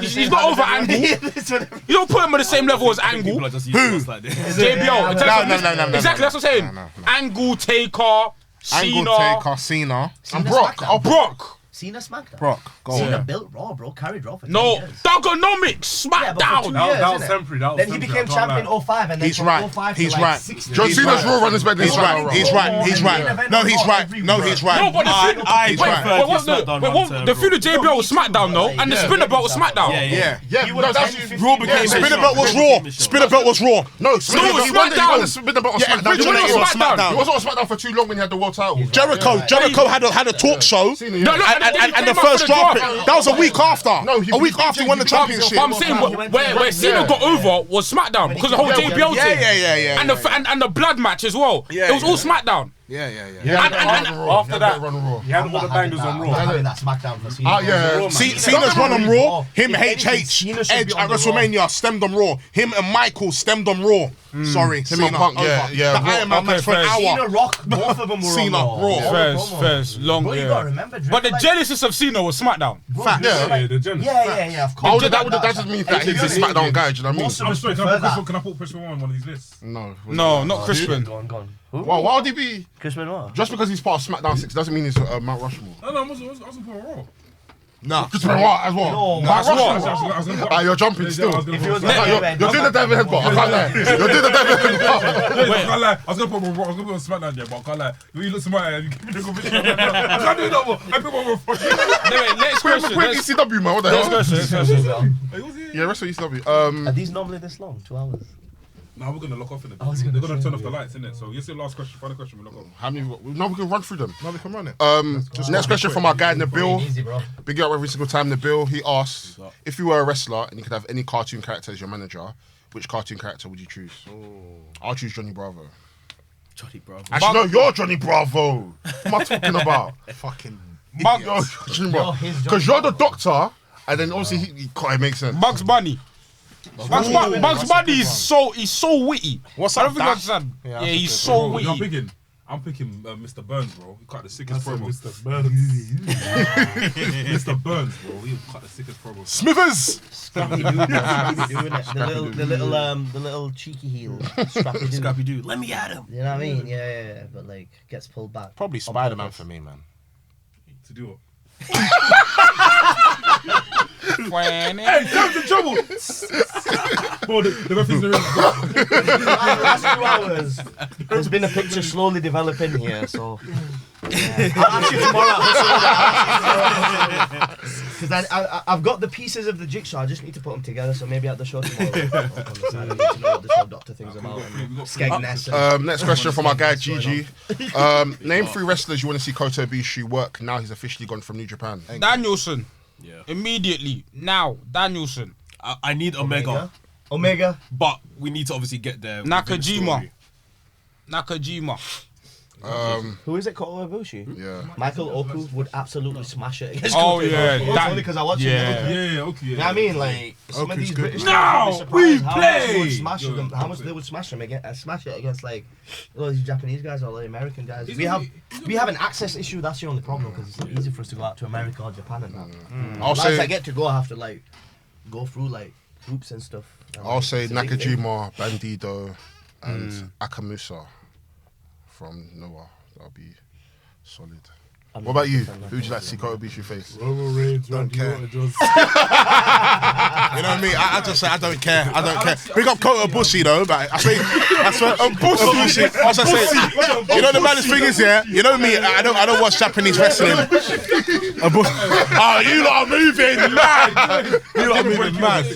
That's Bro, another you keep piece of the down because puzzle, innit? It's all coming together. It's coming together. It's coming together. Now you're seeing why we call him the Doctor. Yeah, well. Next question from our guy Mafe. He's got better F's in his name. Predictions of the next 2 AEW champions. And as you're going to be there, how do you feel about The Rock not showing up? It's fine. I'll give it a toss. I'm over it. No, I'm pissed off. I'm pissed off. I'm pissed off. I'm over I it. can't lie. I'm pissed off. It would have been nice. It would have been nice. Next 2 AEW champions, though. I have no idea. No idea. I think this is the first time in a while that we Yeah, actually don't know who's I have going to no be idea. Why is it no idea though? Why is it no idea? No, because obviously MJF's still in the run, and Yeah. with AEW we kind of every storyline led to the next one, so it was very obvious. Can I ask you a question? Name me the next 2 Ask WWE him. champions. Thank you. Name me the next 2 WWE champions. Silly boy over there. You know what? There isn't at the moment. There you go. But you know what? Gunther's gonna be one. I promise you that.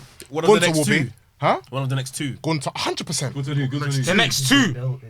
What do you mean the next 2? After Roman? After Roman. Next 2 champs. Within the next 2. Within the next year.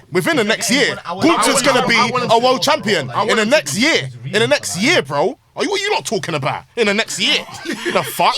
And I've been saying it from time. Gunther is the future for the next 10 years, bro. You better fasten up when your you got seatbelt. called Gunther, you were like, Yeah, I was pissed off. I was no. I was finished because of the name. Still did. You understand? The Rumble broke the record. Come on, Gonna bro. give him something. I've always rated. Listen, you know, just. What do you mean? I was I'm not a Gunter fan. like I wasn't If you raving. haven't seen Walter live, come on, Trust man. me. Yeah, it's fine. It's fine. Like I wasn't coming on the podcast talking about Ilya Dragunov versus Walter. Behave, man. Relax. And I wasn't as well. Next question. Next question from our guy, Mr. Frimpong. I'm not gonna ask a question you think I'm gonna ask. Okay. If you could take out one member of Damage Control, he put in brackets Dakota Kai, and replace them with someone else to make the group better, who would it be? If I'm taking out anyone from Damage Control, I'm taking out Io Sky. Yeah, it don't make sense. Yeah. I'd put Zoe Starks in.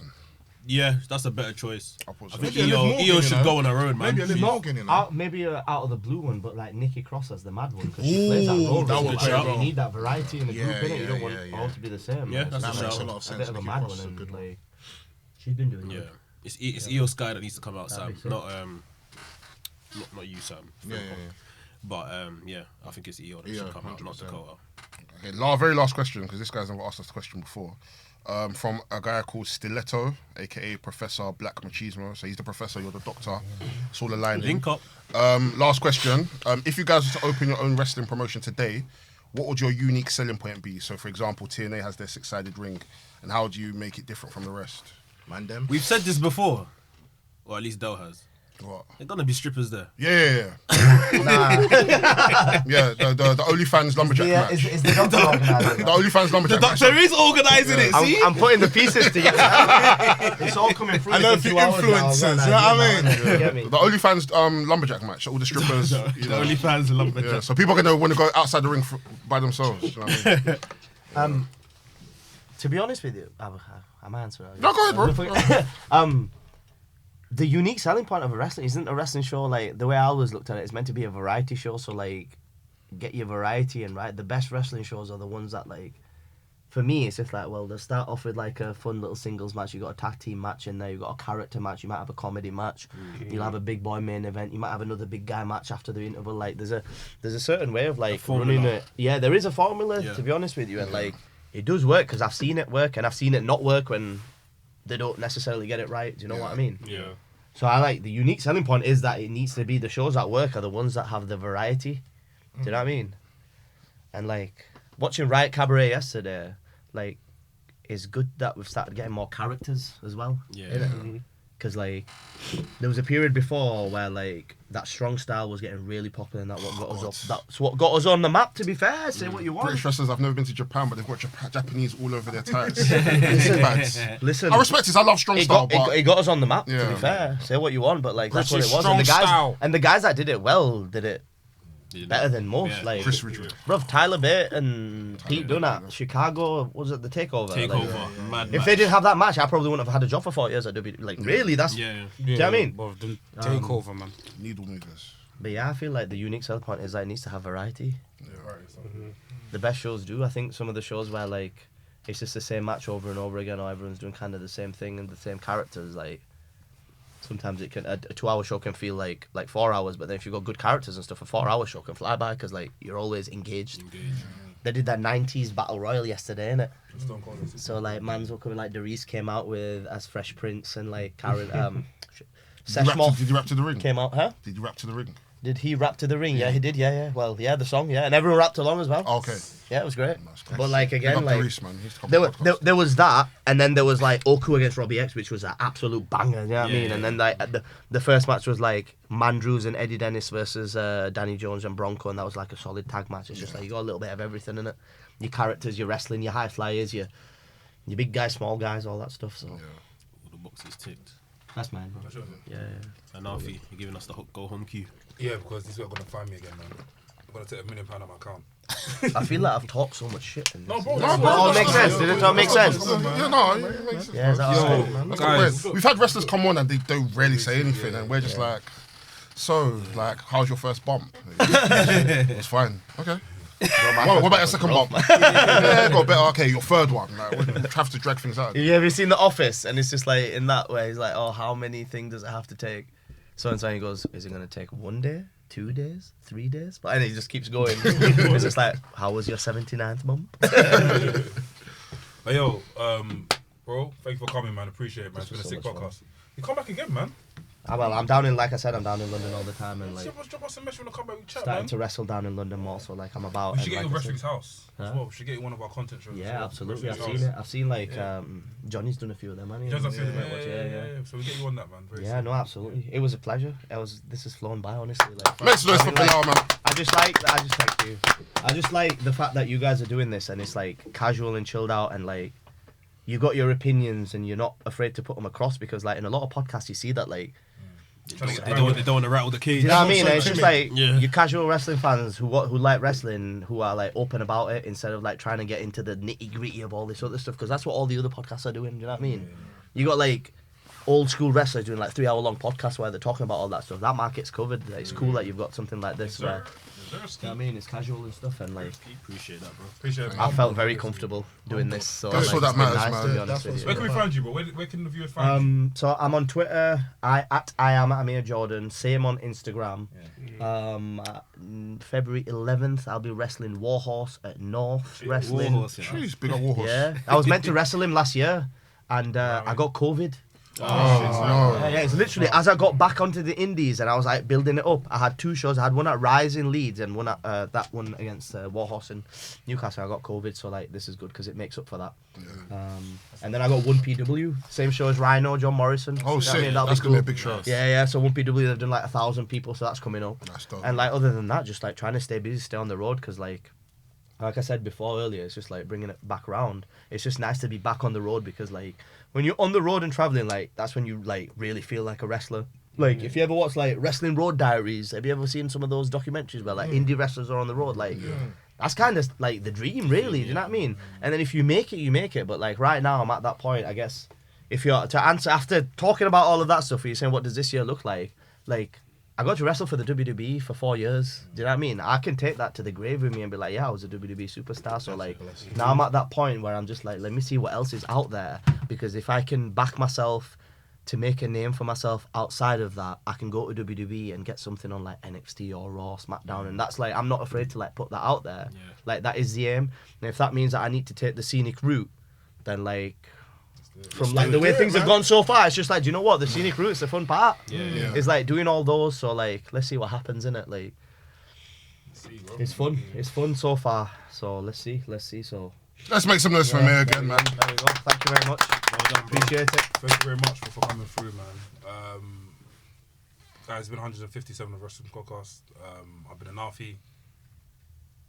All around. Oh, you might as well say your name. Huh? You might as well say your name next time I say mine. Bilal, yeah. I'll say my real name. So Go ahead. I've been it's Bilal. 107 episodes. I've been an Alfie. I've been Bilal. Doughboy. Your boy Sam Black. Laps. Mex. NK.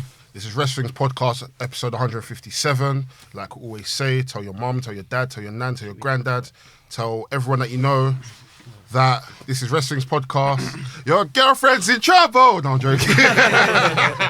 Wrestling Podcast by the Mandem. For the man. Bow. Jade Cargill, I love you. So much fun. You just got to the end of the podcast, and if you've enjoyed what you've listened to, enjoyed what you watched, enjoyed the vibes, make sure you like, comment, subscribe, and we'll see you on the next episode. Bow.